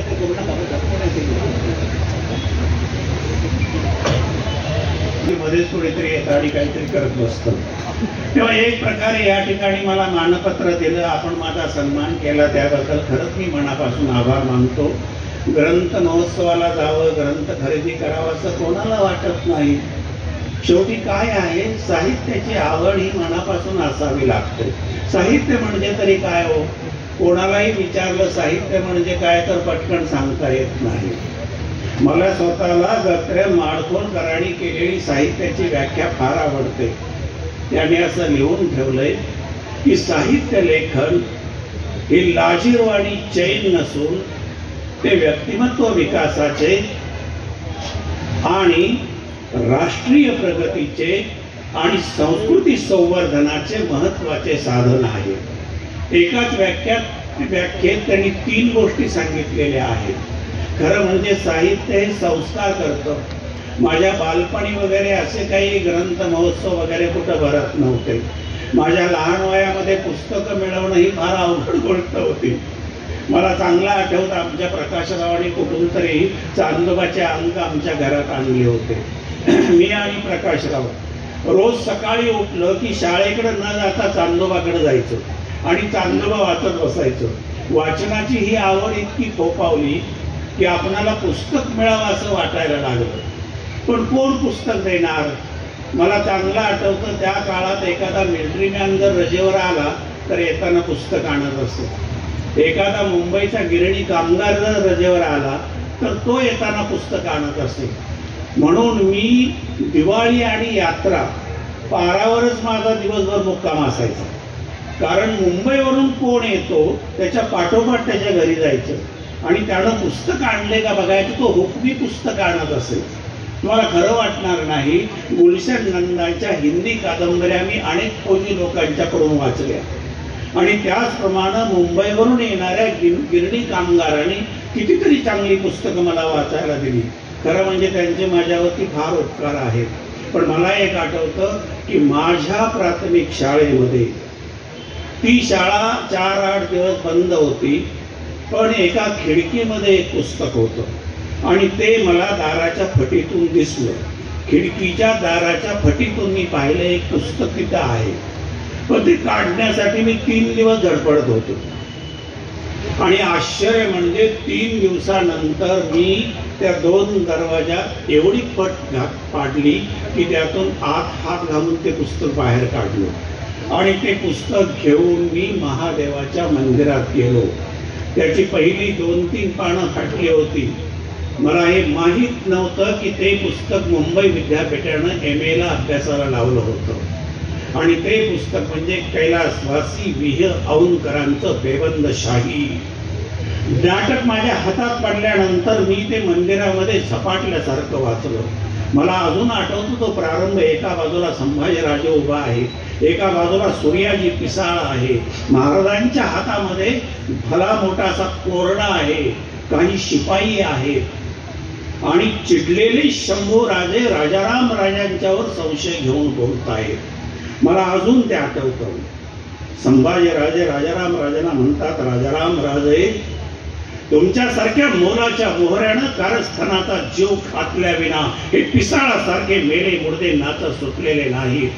पण एक लक्षात ठेवा, तमाम श्रीकांच्या माना मुरगळणाऱ्या या मनगटाची मर्दुमकी आम्ही चुड्या बांगड्यांनी सजवलेली नाही. भर बाजारातून खिंड काढू, टकमक टोकावरून कडेलोट करू. राजाराम राजे, मी सीधा साधा शिपाई गडी आहे. पहाडा जंगलातून शिकारी मारणं आणि दुश्मनांच्या तटबंदीवर टकरा खेळणं हा आमच्या कर्तबगारीचा दस्तूर आहे. बुद्धिबळानं आम्हाला खेळता येत नाही आणि कोणी आमच्याशी खेळलेला आम्हाला खपत नाही. शंभूराजे राजगादीवर येण्यात मराठेशाहीला धोका आहे अशा बेहिशेबी अंदाजानं आम्हाला जन्मठेपीचे कैदी करण्यापेक्षा राजाराम राजांना छत्रपती होऊ द्या असा सीधा सवाल अष्टप्रधान मंडळानं टाकायला हवा होता. तत्क्षणी सिंहासनाच्या पायऱ्या उतरून तुम्हाला मुजरा ठोकला नसता तर संब्यानं भोसल्याची अवलाद सांगितली नसती. हे वाचलो मी आणि तुम्हाला खरं वाटणार नाही. 1 महिन्यात 114 पानांचं पुस्तक माझं पाठ झालं. आजही अक्क बेबंदशाही मी तुम्हाला कधीही म्हणून दाखवेन. कुठेही आमच्या रानात या, घराकडे या. माझ्या एक लक्षात आलं की दर्जेदार लेखन हे आपल्याला भिडतं आणि एक जाणवायला लागलं की अभ्यासाची पुस्तकं कृष्णामाईत नेऊन टाकावी असं मला वाटायचं आणि इतर पुस्तकं वाचावी. अभ्यासाची पुस्तकं एकदा किंवा दोनदा वाचली की ती काय वाचायची गरज नसते, कारण अभ्यासा होतच असतो, वर्गातही होतो. या व्यतिरिक्त इतर वाचन करता येईल का, चांगली पुस्तकं मिळवता येतील का? काय सांगू तुम्हाला, आमच्या बारामती आणि इंदापूर तालुक्याच्या कॉर्नरला बोरी भडक नावाचं एक गाव आहे. तिथं एक मुलगी राहते. ही टेंभुर्णीची मुलगी, वय वर्ष 35. ही टेंभुर्णीची मुलगी पुण्याच्या SNDT महाविद्यालयातून BA झाली. कविता लिहायची, 4 एकर जमीन कसायची. वडिलांना म्हणाली आता तरी एखाद्या सुशिक्षित माणसाची माझं लग्न करा. वडील म्हणाले बाळ, शेतीवर आपण जगलोय, शेतीवरच वाढलोय, तुला शेतकऱ्याच्या घरात जावं लागल. आणि बोरी भडक गावी तिचं लग्न केलं. 11 एकर जमीन, घरात 10 माणसं. त्या पोरीनं लिहून ठेवलंय की आयुष्य समजून माती अशी मुठीत धरली, आयुष्य समजून माती अशी डाव्या हातामध्ये धरली आणि उजव्या हातानं त्याच्यावर पाण्याची धार सोडली आणि माझ्या लक्षात आलं मुठीतही भुईकमळं उमलतात. मी अवाक झालो. एखादी नवीन लिहिणारी कवयित्री किती ताकदीचं लेखन करू शकते त्याचं हे उदाहरण तिनं पुढं असं लिहिलेलं आहे की मी शेतामध्ये राबत असताना मी काय करते, तर ती म्हणते मी दिवसभर सेना मातीचे ताजमहाल उभा करते. माझी बोटं कीबोर्डावर फिरतात घरी, पण रानात आल्यानंतर कीबोर्डावर फिरणारी माझी बोटं वांगी तोडताना काटे हाताना बोचतात. भेंडी तोडायला लागली तर भेंडीची तुसर टोचतात आणि नंतर वेळ मिळाला की मी अक्षराशी खेळते, मी लेखन करते. एक लक्षात येईल तिच्या काव्यसंग्रहाचं नाव सीझर कर म्हणते माती. एका पुस्तकाला 14 पुरस्कार मिळाले आणि पुस्तक सोलापूर विद्यापीठानं अभ्यासात नेमलं. ते मी का सांगता, ही छोटी मुलं आहेत ना, ज्यांना खरंच लिहावंसं वाटतं, अशा मुलांना या गोष्टी सांगणं फार गरजेचं आहे. माझ्या बालपणी आम्हाला अनेक चांगल्या लोकांची व्याख्यानं ऐकायला मिळाली. मला व्याख्यानं ऐकण्याची सवय फार लहान वयात लागली, म्हणजे सहसा अलीकडे सुद्धा मुलांना ती लागत असेल असं मला वाटत नाही. मी 5वी मध्ये असताना यशवंतराव चव्हाणांचं व्याख्यान ऐकायला कोरेगावला 5 मैल चालत गेलो होतो. शाळेत जातो असं आईला सांगितलं आणि दप्तर घेऊन कोरेगाव गाठलं. कोरेगावला भोकरे टॉकीच्या मैदानावर यशवंतरावांचं व्याख्यान होतं. मी त्या गर्दीतनं वाट काढत पुढे जाऊन बसलो. मी इतका दमलो होतो की पहिली बरोबर घेतलेली भाकरी सोडली आणि यशवंतरावांच्याकडे बघतच खाल्ली. साहेब काय बोलले मला आठवत नाही. मी खूप प्रयत्न करतो आठवायचं, पण मी साहेबांना बघितलं. मी शाळेत गेल्यानंतर मी शिक्षकांना जेव्हा हे सांगितलं, त्या शिक्षकानं मला कुत्र्यागत मारलं. तुम्हाला सांगतो, शाळा बुडवून व्याख्यान ऐकायला गेला मला म्हणजे. आणि आश्चर्य म्हणजे ही गोष्ट मी घरी आईला सांगितल्यावर तिनं कौतुक केलं. ती म्हणाली फार चांगलं काम केलं. आता मला असं वाटतं कधी कधी शहाणा कोण, अक्षराची ओळख नसलेली आई का कुत्र्यासारखे मारणारे शिक्षक. मी परवा एका लेखात लिहिलं, मला शिक्षकांनी एवढं मारले माझ्या आयुष्यात, म्हणजे 7 वर्षात, की तेवढा कोणीच मार दिला नसेल. म्हणजे आमचे तर एक शिक्षक तुडवायचे, खाली पाडायचे आणि अंगावर उभा राहायचे. मी माझ्या एका लेखात लिहिलंय की एक गोष्ट राहून गेली, या शिक्षकांना कोर्टात खेचायला हवं होतं. आणि दुसरी गोष्ट, आईला हे सांगायला पाहिजे होतं. आमच्या आईनं काय केलं असतं, शाळेत येऊन कुऱ्हाडीनं मास्तराचा हात तोडून शाळेच्या दरवाजावर लावला असता. हे लक्षात घ्या. ही आक्रमकता जी आहे ना, ही मला महत्वाची वाटते. आणि दुसऱ्या बाजूला आपल्या मुलांच्यावर प्रेम करणं. त्या काळामध्ये शिक्षक फार वाईट, प्राथमिक शिक्षकांच्या बद्दल तर माझ्या मनात अजिबात आदर नाही, हे लक्षात घ्या. अत्यंत गुरासारखी मारहाण करणं आणि शुल्लक गोष्टी. मी 4थीत असताना आमचे शिक्षक रघुनाथ गणपती कदम आम्हाला कविता शिकवत होते श्रावण बाळाची, आणि मी श्रावण बाळाचं चित्र काढत होतो. गुरुजीनं उभा केला आणि विचारलं, काय करतोय? मी म्हटलं, तुम्ही जसे बोलाल तसं चित्र काढतो. अहो, त्यांनी पहिलं तोंडात मारलं, 2 थोबाडात दिलं आणि पुन्हा खाली पाडून पुन्हा पाठीत 2 दणके घातले आणि मला म्हणले, बसायचं नाही शाळेत, जा घरी. आता चित्र काढला, हा काही गुन्हा आहे का मला सांगा? मुलं काही वेगळं करतात, त्यांचं कौतुक करायला हवं. पण आम्ही जेव्हा हायस्कूलमध्ये गेलो ना, फार चांगले शिक्षक आमचे के.बी. जाधव, आमच्या पाटणे सरांना माहिती आहे. के.बी. जाधव त्यांना जर कविता लिहून दिली ना, तर के.बी. जाधव सुंदर हस्ताक्षर असणाऱ्या शिक्षकाला बोलवत ती कविता उतरून काढत आणि शोकेसमध्ये लावत. ही विद्यार्थ्यांना प्रोत्साहन देणं शिक्षकांचं काम आहे. पण दुर्दैवानं प्राथमिक शाळेमध्येच हे व्हायला हवं. आमच्या सुदैवानं ते हायस्कूलमध्ये झालं, हे लक्षात घ्या. तेव्हा उत्तम पुस्तकं मिळवावी, ती वाचावी, ते समजून घेतलं पाहिजे. हो, आपल्याकडे काय झालंय, ग्रंथ महोत्सव फार कमी भरतात. सातारा शहरात भरणारा ग्रंथ महोत्सव आणि पुण्यामध्ये भरणारा ग्रंथ महोत्सव, बाकी दिल्लीमध्येच भरतो, तो विविध भाषांचा असतो.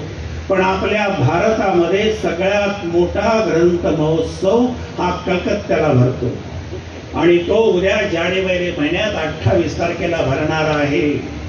आणि महत्वाची गोष्ट, तो महोत्सव कोण भरवतं? बंगालच्या मुख्यमंत्री, पश्चिम बंगालच्या मुख्यमंत्री त्या भरवतात. त्या स्वतः लेखिका आहेत, हे बऱ्याच लोकांना माहीत नसावं. त्यांनी 119 पुस्तकं लिहिली आणि उद्या 28 जानेवारीला त्यांच्या 12 पुस्तकांचं प्रकाशन आहे तिथं. एक महिला मुख्यमंत्री, ती उत्तम लिहिते, पण त्याचं कौतुक कोणी करताना दिसतं का? हो, आपल्याकडचे राजकारणी हे 12 महिने कुस्त्याच्या फडावर वावरल्यासारखे वावरतात, हे लक्षात घ्या. कधी कधी वाटतं त्यांचा आणि बुद्धीचा संबंध कितपत आहे, शंकाच वाटते. पण मला तरी आता महाराष्ट्रात कोणी लेखन करताना दिसतो आहे असं नाही. एक काळ आपल्याकडे होता, पंडित जवाहरलाल नेहरू 1948ला पंतप्रधान झाले. पहिलं पत्र कुणाला लिहिलं? पहिलं पत्र सॉमरसेट मॉम, इंग्रज लेखक सॉमरसेट मॉम, त्याला लिहिलं. त्यात लिहिलंय, मी आता भारताचा पंतप्रधान झालो आहे. 8 ते 10 दिवसामध्ये मी लंडन शहरात येणार आहे. आज जो काही मी आहे तो तुमच्यामुळं आहे. माझी जडणघडण होण्यात ज्यांचा वाटा आहे त्यात तुमचा वाटा फार मोठा आहे. मी केम्ब्रिज विद्यापीठात 40 वर्षापूर्वी शिकत होतो. 1948ला हे लिहिलंय. मी केम्ब्रिज विद्यापीठात 40 वर्षापूर्वी शिकत होतो, तेव्हा तुमचं पहिलं व्याख्यान ऐकलं. मग तुमची पुस्तकं वाचण्याची मला चटक लागली. मी पुस्तकं वाचली, तुमची व्याख्यान ऐकली. आज जो काही मी आहे त्यात तुमचा फार मोठा वाटा आहे आणि माझ्या आवडत्या लेखकाला भेटायला मी येणार आहे. हे पत्र सॉमरसेट मॉमच्या हातात पडल्यानंतर त्याने एक पत्र लिहिलं. त्यात लिहिलं, आपण एका देशाचे पंतप्रधान आहात. माझ्यासारख्या खेड्यात राहणाऱ्या लेखकाला आपल्यासारखा एका देशाचा पंतप्रधान, एवढ्या मोठ्या देशाचा पंतप्रधान मला भेटायला येतो, हा माझा आदरच आहे असं मी समजतो. पण साहेब, आपण एवढे कष्ट घेऊ नका. तुम्ही ज्या सॉमरसेट मॉमला पाहिलं, ज्याची पुस्तकं तुम्ही वाचली, त्याच्यापैकी आता काहीच शिल्लक राहिलं नाही. फक्त हाडांचा सापळा उरलाय. कोणी सांगावं, आपण येईपर्यंत या जगात मी नसे नाही. हे पत्र नेहरूंना मिळाल्यानंतर नेहरूंनी लगबग केली. लंडन शहरातली काही कामं आटपून ते खेड्यात गेले. पण तिथं सॉमरसेट मॉमच्या फोटोचं दर्शन घ्यावं लागलं, हे लक्षात घ्या. पण एका देशाचा पंतप्रधान भेटण्यासाठी इतक्या लांब जातो, असा चमत्कार कुठं घडत नाही, हे लक्षात घ्या. मी मगाशीच म्हटलं, अलीकडे काय झालंय आपल्याकडं, भाषिक अस्मितेला महत्वच देत नाही कुणी. महत्व भाष्याला द्या. भाष्यावर प्रेम करा, ग्रंथावर प्रेम करा. आपल्याकडं भाषिक अस्मितेपेक्षा धार्मिक अस्मितेला दिल्लीत बसलेले लोक खतपाणी घालतात. हे सगळ्यात भयानक आहे, हे लक्षात घ्या. भाषिक अस्मितेलाच प्राधान्य दिलं पाहिजे आणि धार्मिक अस्मिता ही बाजूला ठेवली पाहिजे. 18 पगड जातीची माणसं एकत्र येतात, गुण्या गोविंदाने नांदतात, बोलतात, त्यांच्यामध्ये संवाद होतो. हे माझ्या दृष्टीनं अतिशय महत्वाचं आहे. तेव्हा मी तर असं म्हणणे, एक काळ असा होता, महात्मा गांधी काय, पंडित जवाहरलाल नेहरू काय, बॅरिस्टर नाथ पै काय, S.N. जोशी काय, त्या काळात बहुतेक सगळे लिहिणारे लोक होते, विचारवंत लोक होते. आता दुर्दैवानं ती पोकळी जाणवते आपणाला, की खरंच जावं आणि एखाद्याचं पुस्तक विकत घ्यावं आणि ते मनापासून वाचून त्यांना काही कळवावं. तुम्हाला एक उदाहरण देतो. पुण्याला SP कॉलेजमध्ये एक विद्यार्थी शिकत होता. पांढरा शर्ट, पांढरा पायजमा आणि डोक्यावर थोडी लालसर टोपी घालून तो मधुकाका कुलकर्णींच्या बुकस्टॉलवर जाऊन बसायचा, पुस्तकं वाचायचा.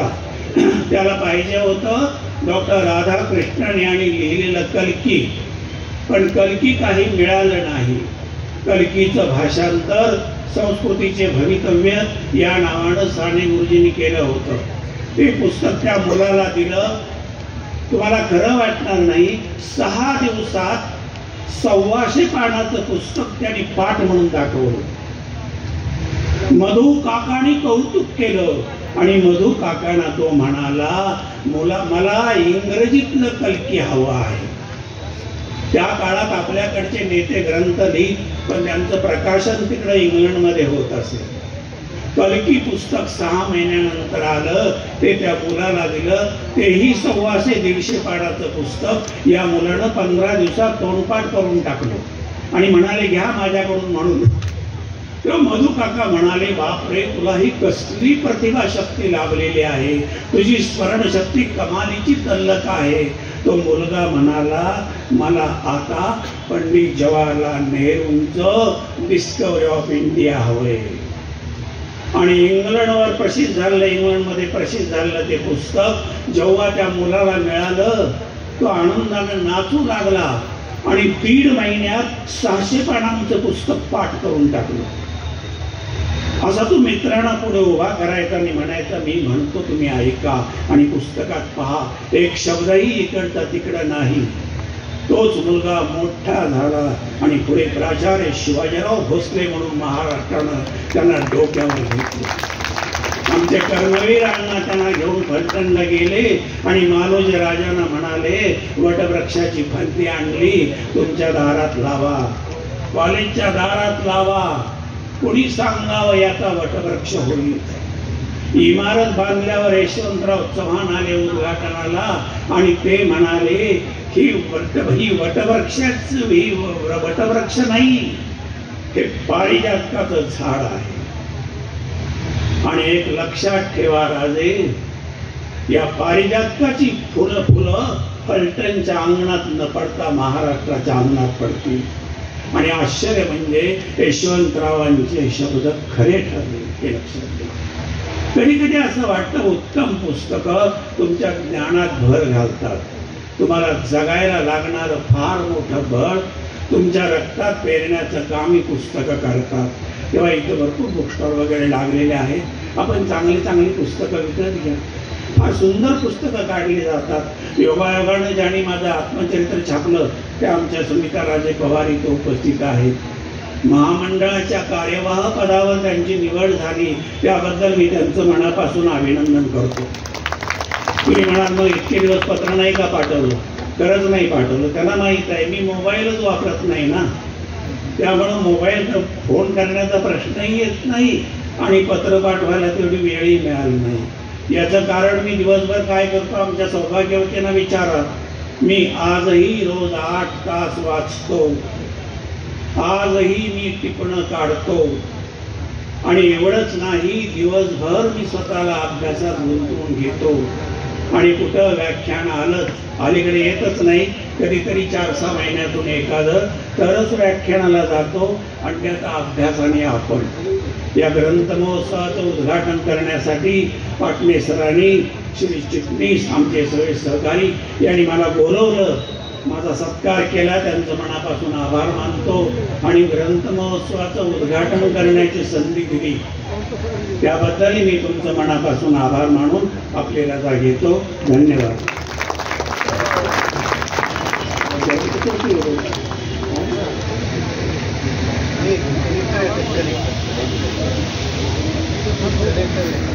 प्रकाशन केलं त्या डॉक्टर मोनामी पवार गायकवाड या आपल्यासमोर आपले काही शब्द व्यक्त केले.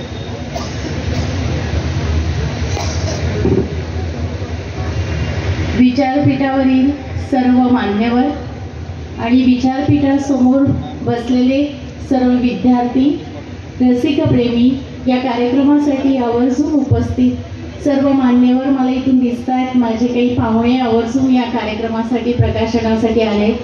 माझे वडील श्री युवराज पवार, बंधू इथे त्यांची शिक्षण संस्था आहे श्री नरेंद्र युवराज पवार, माझ्या वहिनी, माझे मिस्टर जयदीप गायकवाड आणि माझ्या वडिलांचे सर्व सहृदय मित्र पण इथे आवर्जून वयाच्या 80-85 नंतरही खास आपल्या लेखीचा प्रकाशन सोहळा बघण्यासाठी आले. त्याबद्दल मी आधी मनपूर्वक सर्वांचे आभार मानते. आणि सगळ्यात महत्त्वाचं म्हणजे आज जे विचारपीठावर बसलेले मान्यवर आहेत ह्या सगळ्यांनी मला, मी साताऱ्याची मूळची, जशी की माझं माहेर आणि सासर नशिबानं दोन्ही सातारा, मी आज या सगळ्या वक्त्यांचं ऐकताना मला जाणवलं की आपण जन्माला कुठे येतो हे आपल्या हातात नसतं, पण खूप चांगल्या शहरात, ज्याला एका गावात किंवा ज्याला ऐतिहासिक, सामाजिक, राजकीय आणि सांस्कृतिक खूप मोठा वारसा आहे, अशा सातारा जिल्ह्यात, साताऱ्यात आपण जन्माला येतो किंवा आपलं ते मूळ गाव म्हणून सांगतो, हे सुद्धा आपलं खूप मोठं संचित आहे. आणि आज मान्यवर जे व्यासपीठावर आहेत, विचारपीठावर आहेत, त्यातले आदरणीय पाटणे सर, यशवंतराव पाटणे सर, मला ते गुरु ठिकाणी आहेत. खरं तर त्यांचे वडील आदरणीय संभाजीराव पाटणे सरांनीच माझ्या वक्तृत्वाचा पाया घडवला असं मी म्हणेन. माझी महाविद्यालयीन काळात मी जी भाषणांची, वक्तृत्वाची तयारी करायचे, सर मला मार्गदर्शन करायचे. त्यानंतर पुढे महाविद्यालय काळात पाटणे सरांशी पण संपर्क आला. श्री चिटणीस सरांना मी महाविद्यालयापासूनच बघते. व्यासपीठावर उपस्थित सुनीता राजे पवार, मी सध्या पुण्यात असल्यामुळे मला त्यांचं साहित्य क्षेत्रातलं कर्तृत्व माहिती आहे. नंतर सगळ्यात दुसरा आवर्जून उल्लेख करेनास आदरणीय शिवाजीराव चव्हाण सरांचा. माझ्या घराशी त्यांचा जुना घरोबाही आहे आणि सरांना मी ऐकलेलं आहे, बघितलेलं आहे, त्यांची ग्रंथाबद्दलची तळमळ पाहिलेली आहे आणि त्यांच्याच खरं तर आज आवर्जून उल्लेख केला पाहिजे की त्यांच्या प्रेरणेनं, तळमळीतूनच हा ग्रंथ महोत्सव सुरू झाला असं मी म्हणेन इथे आवर्जून, आणि त्यांनाही अभिवादन करते. सगळ्यात महत्त्वाचं म्हणजे आज माझ्या ज्या पुस्तकाचं प्रकाशन झालं, मन ओथंबून येता, आपल्या भावना, poetry is a spontaneous overflow of powerful feeling असं वर्ड्सवर्थ म्हणतोच, आणि म्हणूनच मला वाटलं की कवितेच्या पुस्तकाला असंच एक नाव द्यावं, कारण ह्या कविता अशा कधी सहज उतरत नाही, कधीतरी एकांतात, ट्रँक्युलिटीमध्ये, आणि तो स्पॉन्टेनियस ओव्हरफ्लो असतो जो शब्दात त्याच वेळी पकडावा लागतो. जर मला आता काही वाटतं आणि मी 10 दिवसांनी ते लिहून म्हटलं तर ते कथा कादंबरीसारखं, जसं मगाशी बोधे सर म्हटले, असे लिहिता येत नाही. त्याच वेळी ते टिपण करावं लागतं, त्यासाठी एक स्वतःची छान वही असावी लागते. इथे विद्यार्थी म्हणून मी सांगते. आणि अशा बऱ्याच कविता महाविद्यालयीन काळापासून, माझ्या शालेय जीवनापासून मी लिहित आले. मध्ये माझे 2 चारोळी संग्रह प्रकाशित झाले. एक कविता संग्रहाची आठवण इथे खास आवर्जून सांगते. बरोबर 22 वर्षापूर्वी राजवाड्यावर जो ग्रंथ महोत्सव झाला होता 2002ला माझा इवलास प्रवास हा कविता संग्रह याच ग्रंथ महोत्सवाच्या सर्व आयोजकांनी मोठ्या कौतुकानं त्यावेळी तो प्रकाशन सोहळा झाला. मी एक 23-24 वर्षाची महाविद्यालयीन युवती होते तेव्हा गिरिजा कीर यांच्या हस्ते तो संपन्न झाला.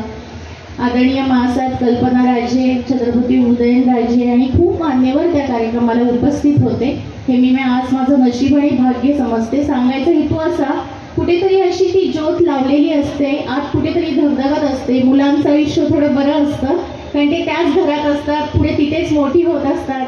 मुलींच्या आयुष्यात बरीच स्थित्यंतर होतात आणि मग विवाहानंतर तुमचा मधला काळ असं सगळ्या बऱ्याच गोष्टी घेत घेत आपण पुढे जात असतो. आयुष्याचं वातावरण, टप्पे पण बदलत जातात आणि ते अनुभव आपण लिहित जातो. पण जितकं आपण विवाहापूर्वी असतो तितक्या ह्यानं एकट्याच नसतो. आपल्याला आणि सगळं कुटुंब घेऊन पुढे जायचं असतं, सासर माहेर जोडी त्यांना घेऊन पुढे जायचं असतं. आणि या सगळ्या कालावधीत कधीतरी जसं सर म्हणले, मी सर कल्पना दुधाळ मॅडमना खूप जवळून ओळखते. आज महाराष्ट्रातली एक सुंदर कवयित्री आहे ती. रानात आजही भांगलताना, पेरणी करताना असं नाही की मोठ्या छान कुठल्या तरी हस्तिदंत मनोऱ्यात बसून त्या कवयित्री लिहितात. मुलांना हे मला इथे आलेल्या सगळ्या ग्रामीण भागातून आलेल्या शाळेतले विद्यार्थिनी सांगू वाटतं की त्या रानात काम करताना लिहितात आणि अतिशय सुंदर वाचा त्यांचे काव्यसंग्रह मनाला भावणारी आहेत.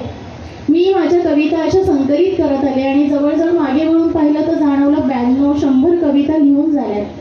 आणि मग सहज ती कल्पना आता उतरवली की 22 वर्षांनी पुन्हा एकदा ग्रंथ महोत्सवात जर संधी मिळाली तर कुठेतरी पुण्यात एक हॉल घेऊन आपलं प्रकाशन करण्यापेक्षा, ज्या मातीतून आपण आलो, ज्या माणसांनी मला घडताना बघितलंय, माझं शिक्षण घेताना पुढे जी काही थोडी मोठी म्हणाल अशी काही खूप मोठी नाही पण जी काही प्रगती केली आणि मी सगळ्यांपुढं हा सोहळा साजरा व्हावा अशी मनाची इच्छा होती. सर मगाशी म्हणलं स्वप्न भावी, सर तसंच मी हे स्वप्न पाहिलं आणि आज अत्यंत आनंद होतोय की 22 वर्षांनी त्याच सगळ्या उपस्थितांच्या पुन्हा एकदा फक्त मला बोधे सरांसारखे खूप मोठे साहित्यिक आज सरांकडून त्यांचं सुंदर मानपत्राचंही वाचन झालं आणि सरांचा सगळा व्यक्ती काय ही तेवढ्यात आपल्याला कळून जाते. आणि मला तो तर फार मोठा माझ्यासाठी सुवर्णयोग वाटतो की एवढ्या मोठ्या व्यक्तीच्या हातून याचं प्रकाशन झालेलं आहे. आता जास्त वेळ घेत नाही, मनोगत बोलली आहे, फक्त एक थोड्या कविता वाचन करते. ते विद्यार्थी आहेत म्हणून एक माझी प्रकाश वाटा नावाची कविता. प्रकाशाच्या वाटा जरा शोधूयात सारे, प्रकाशाच्या वाटा जरा शोधूयात सारे, मानवी नात्यातून वाहू दे आता विश्वासाचे झरे. पुस्तकांच्या दुनियेत सापडतो एक कवडसा, पुस्तकांच्या दुनियेत सापडतो एक कवडसा, मनावरची काही धूळ तो झटकतो जरासा.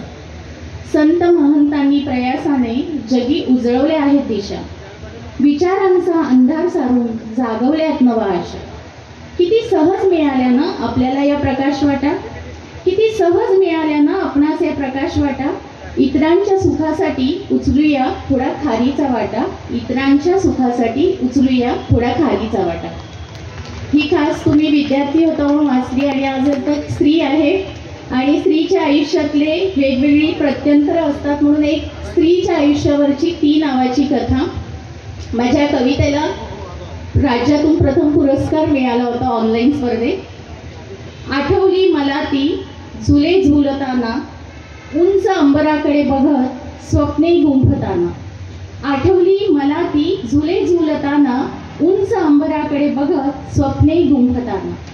गालावर तिच्या निरागस हसू ओसंडताना, आठवली मला ती झुले झुलताना. ओके. दिसली मला ती, दिसली मला ती रात्रंदिवस राबताना, दिसली मला ती रात्रंदिवस राबताना, ध्येयपूर्तीसाठी काबाड कष्ट करताना. जिद्दीचे तेज, जिद्दीचे तेज तिच्या मुखावर विराजताना, दिसली मला ती रात्रंदिवस राबताना.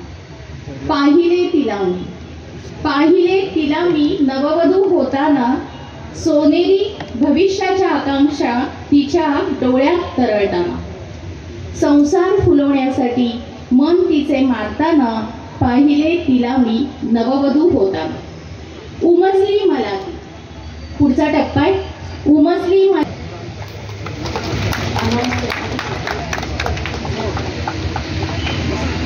धन्यवाद मॅडम.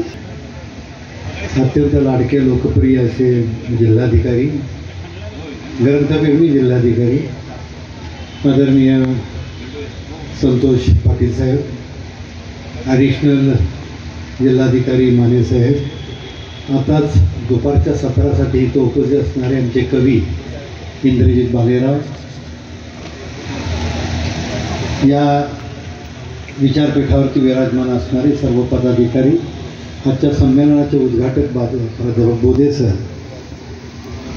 आज आम्हाला आशीर्वाद दिला, कारण हा 24 वर्षाचा ग्रंथ महोत्सव 25व्या वर्षामध्ये आला आहे. ऐन तारुण्यात आलेला हा ग्रंथ महोत्सव, तर एका अधिकारी व्यक्तीनं आशीर्वाद द्यावा. मी तुम्हाला साहेब मगाशी सांगितलं की साताऱ्यात 2 गोष्टी फार प्रसिद्ध आहेत. एक, ज्याला सुंदर फुलं पाहिजे त्यानं काचचं पुष्पपटार पाहावं, तर ज्याला साहित्यातील शब्द फुलं पाहिजे त्याने हा ग्रंथ महोत्सव पाहावा. इतका सुंदर सोहळा इथं होतो आणि या सोहळ्याचं केंद्रस्थान असतं तो विद्यार्थी असतो, शिक्षक असतो. आज हजारो विद्यार्थी या इथल्या आता केवळ दुपारची वेळ झाल्यामुळं काही लोकही गेले. प्राध्यापक बोध्यांचंही भाषण झालं होतं. साहेबांचा फोन आला होता, मी येऊ का नको येऊ. साहेब तुम्ही येणं हे आमचं मोठं सौभाग्य आहे. आज प्रत्येक गोष्टीत आपला आशीर्वाद आहे, प्रत्येक गोष्टीत आपलं बळ आम्हाला मिळतं. सातारचं हे साहित्य संमेलन जे होणार आहे त्याच्यामध्येही आपला मोठा वाटा आहे आणि म्हणून तुम्ही आलात. आज खऱ्या दृष्टीनं या सगळ्या मोबाईलच्या जगात तर तुम्हाला एक फक्त अनुभव सांगतो यासाठी की आम्ही पुस्तकाला संस्कृतीचं मस्तक म्हणतो. लोकमान्य टिळक असं म्हणायचे की माणसाला प्रभावी व्यक्तिमत्व करायचं असेल तर पुस्तकासारखं दुसरं साधन नाही. डॉक्टर जेव्हा लोकमान्य टिळक मंडालेतनं आले त्यावेळी त्यांनी गीता रहस्य लिहिलं होतं.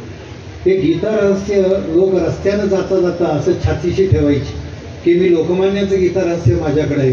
कारण लोकमान्याचं गीता रहस्य आपल्या छातीला लावणं हा त्या काळातला राष्ट्रभक्तीचा सगळ्यात मोठा नमुना होता. आज साहेब काळ किती पलटलाय बघा. एक पुस्तक हातात असलं की आम्हाला वैभव वाटायचं. आता सगळ्या मुलामुलींना हातात मोठा फोन असला की ते आम्हाला वैभव वाटतं. आमचं जग इतकं त्या मोबाईलमध्ये अडकलंय की आमच्या कॉलेजला, मी आता प्राचार्य असल्यामुळे माहिती आहे साहेब, कॉलेजला एखाद्या मुलाकडं मुलीकडं जर छोटा मोबाईल असेल तर त्याला असं वाटतं आपण दारिद्र्य रेषेखाली जगतोय का काय कोण वाटतो. ह्या मानसिकता बदलण्यासाठी हा ग्रंथ महोत्सव. आज तुम्ही इथं आलात, मनापासून तुमचं मी स्वागत करतो. आदरणीय श्री चिटणीस साहेब यांना विनंती करतो, बोधे सर आपल्यालाही विनंती करतो की आपण कलेक्टर साहेबांचं पुष्पगुच्छ आणि शाल देऊन स्वागत करा.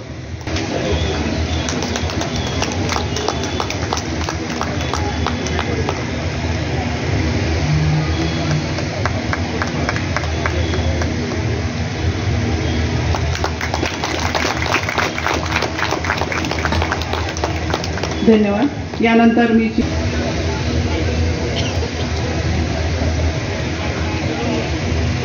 या ग्रंथ महोत्सवाचं नियोजन करत असताना अनेक अडचणी येत असतात. या सर्व अडचणी दूर करण्यासाठी नेहमीच आपल्याला जिल्हाधिकारी साहेबांनी प्राचार्य यशवंत पाटणे सरांच्या पुढाकारातून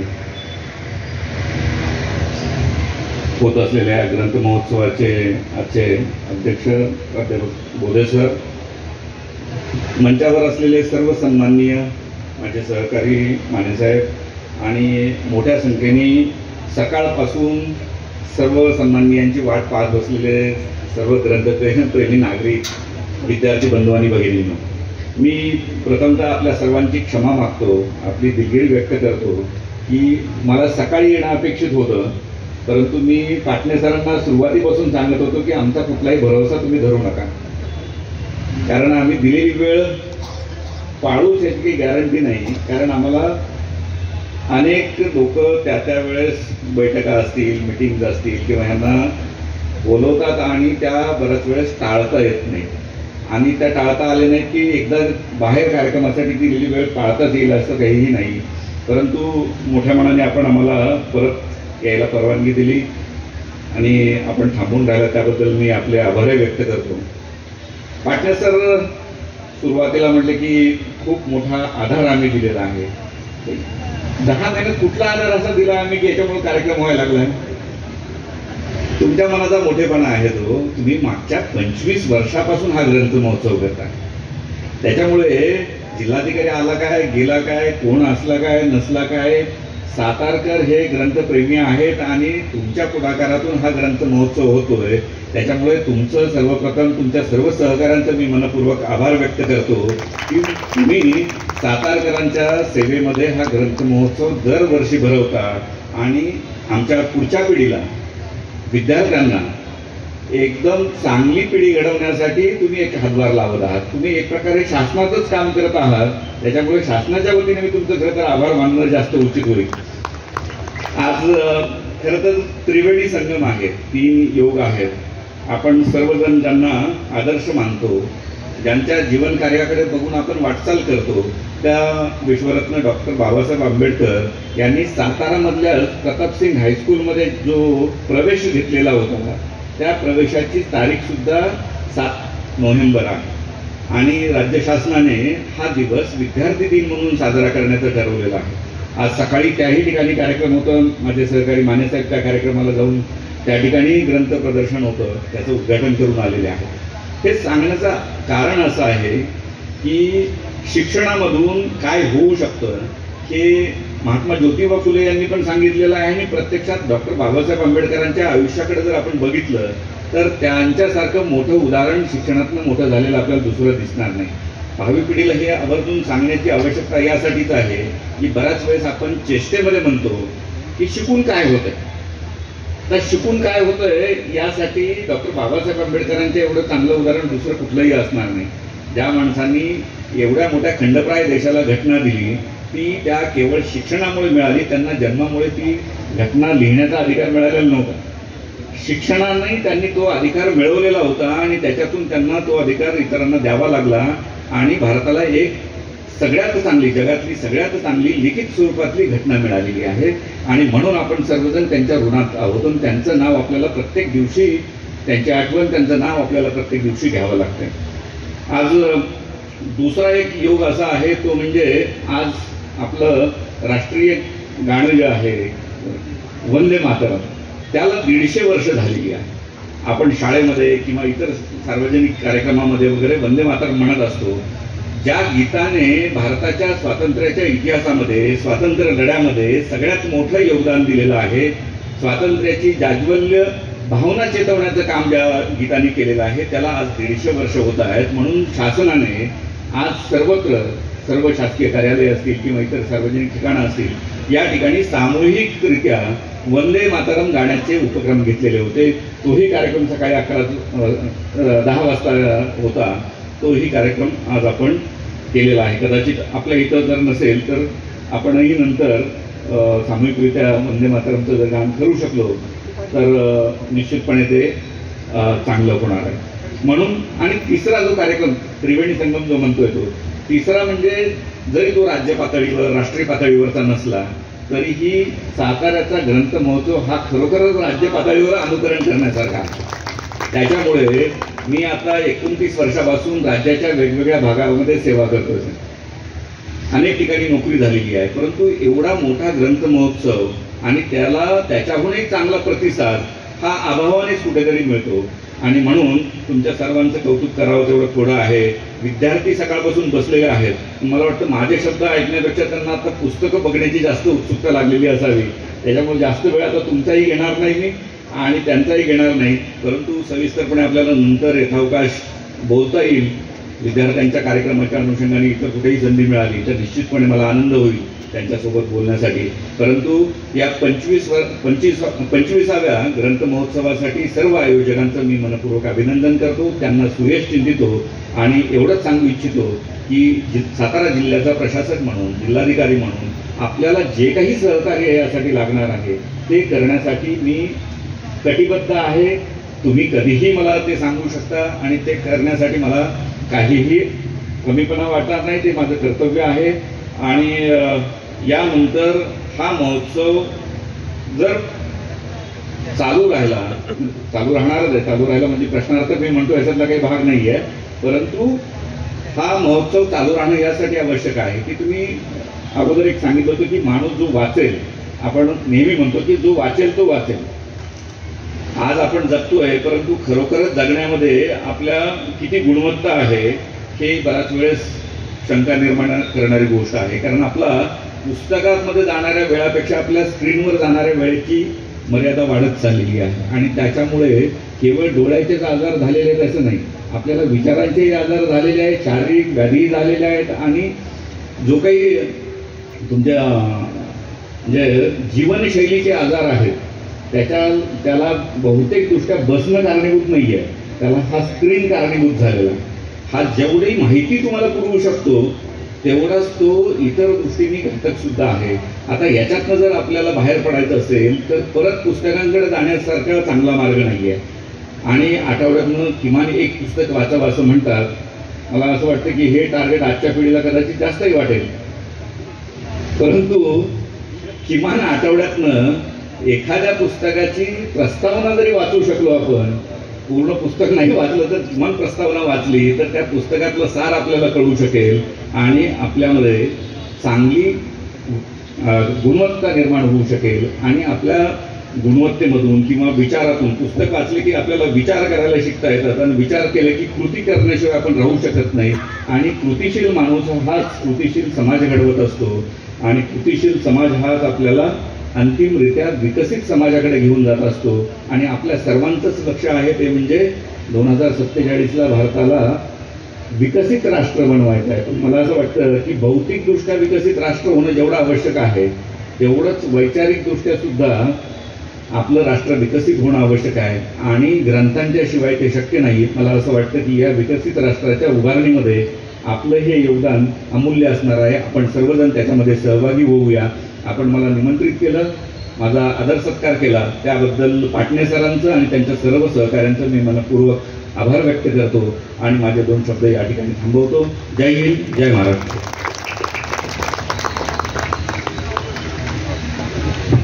धन्यवाद सर. समोर असणाऱ्या श्रोत्यांना आणि ग्रंथप्रेमींना मला आवर्जून सांगावं असं वाटेल की साहेबांनी आता सांगितलं की मी 10 महिन्यात तुम्हाला काय आधार दिला, पण आम्ही एका छोट्याशा मीटिंगसाठी सरांच्या समोर गेलो आणि 10 मिनिटांमध्ये सरांनी आमची ती अडचण दूर केली. ही मोठी गोष्ट आमच्या दृष्टीने होती. त्यामुळे त्यांचं कार्यक्रमाचे आभार. निकम साहेब. सातारा जिल्हा ग्रंथ महोत्सव 25वा ग्रंथ महोत्सव आपण या ठिकाणी संपन्न करत आहोत. आजच्या या कार्यक्रमाच्या उद्घाटनासाठी आपल्या जिल्ह्याचे जिल्हाधिकारी आदरणीय मान्य संतोष पाटील साहेब जे उपस्थित राहिले आणि त्यांनी आपल्याला बहुमोल मार्गदर्शन केले याबद्दल ग्रंथ महोत्सव समितीच्या वतीने मी त्यांचा मनपूर्वक आभारी आहे.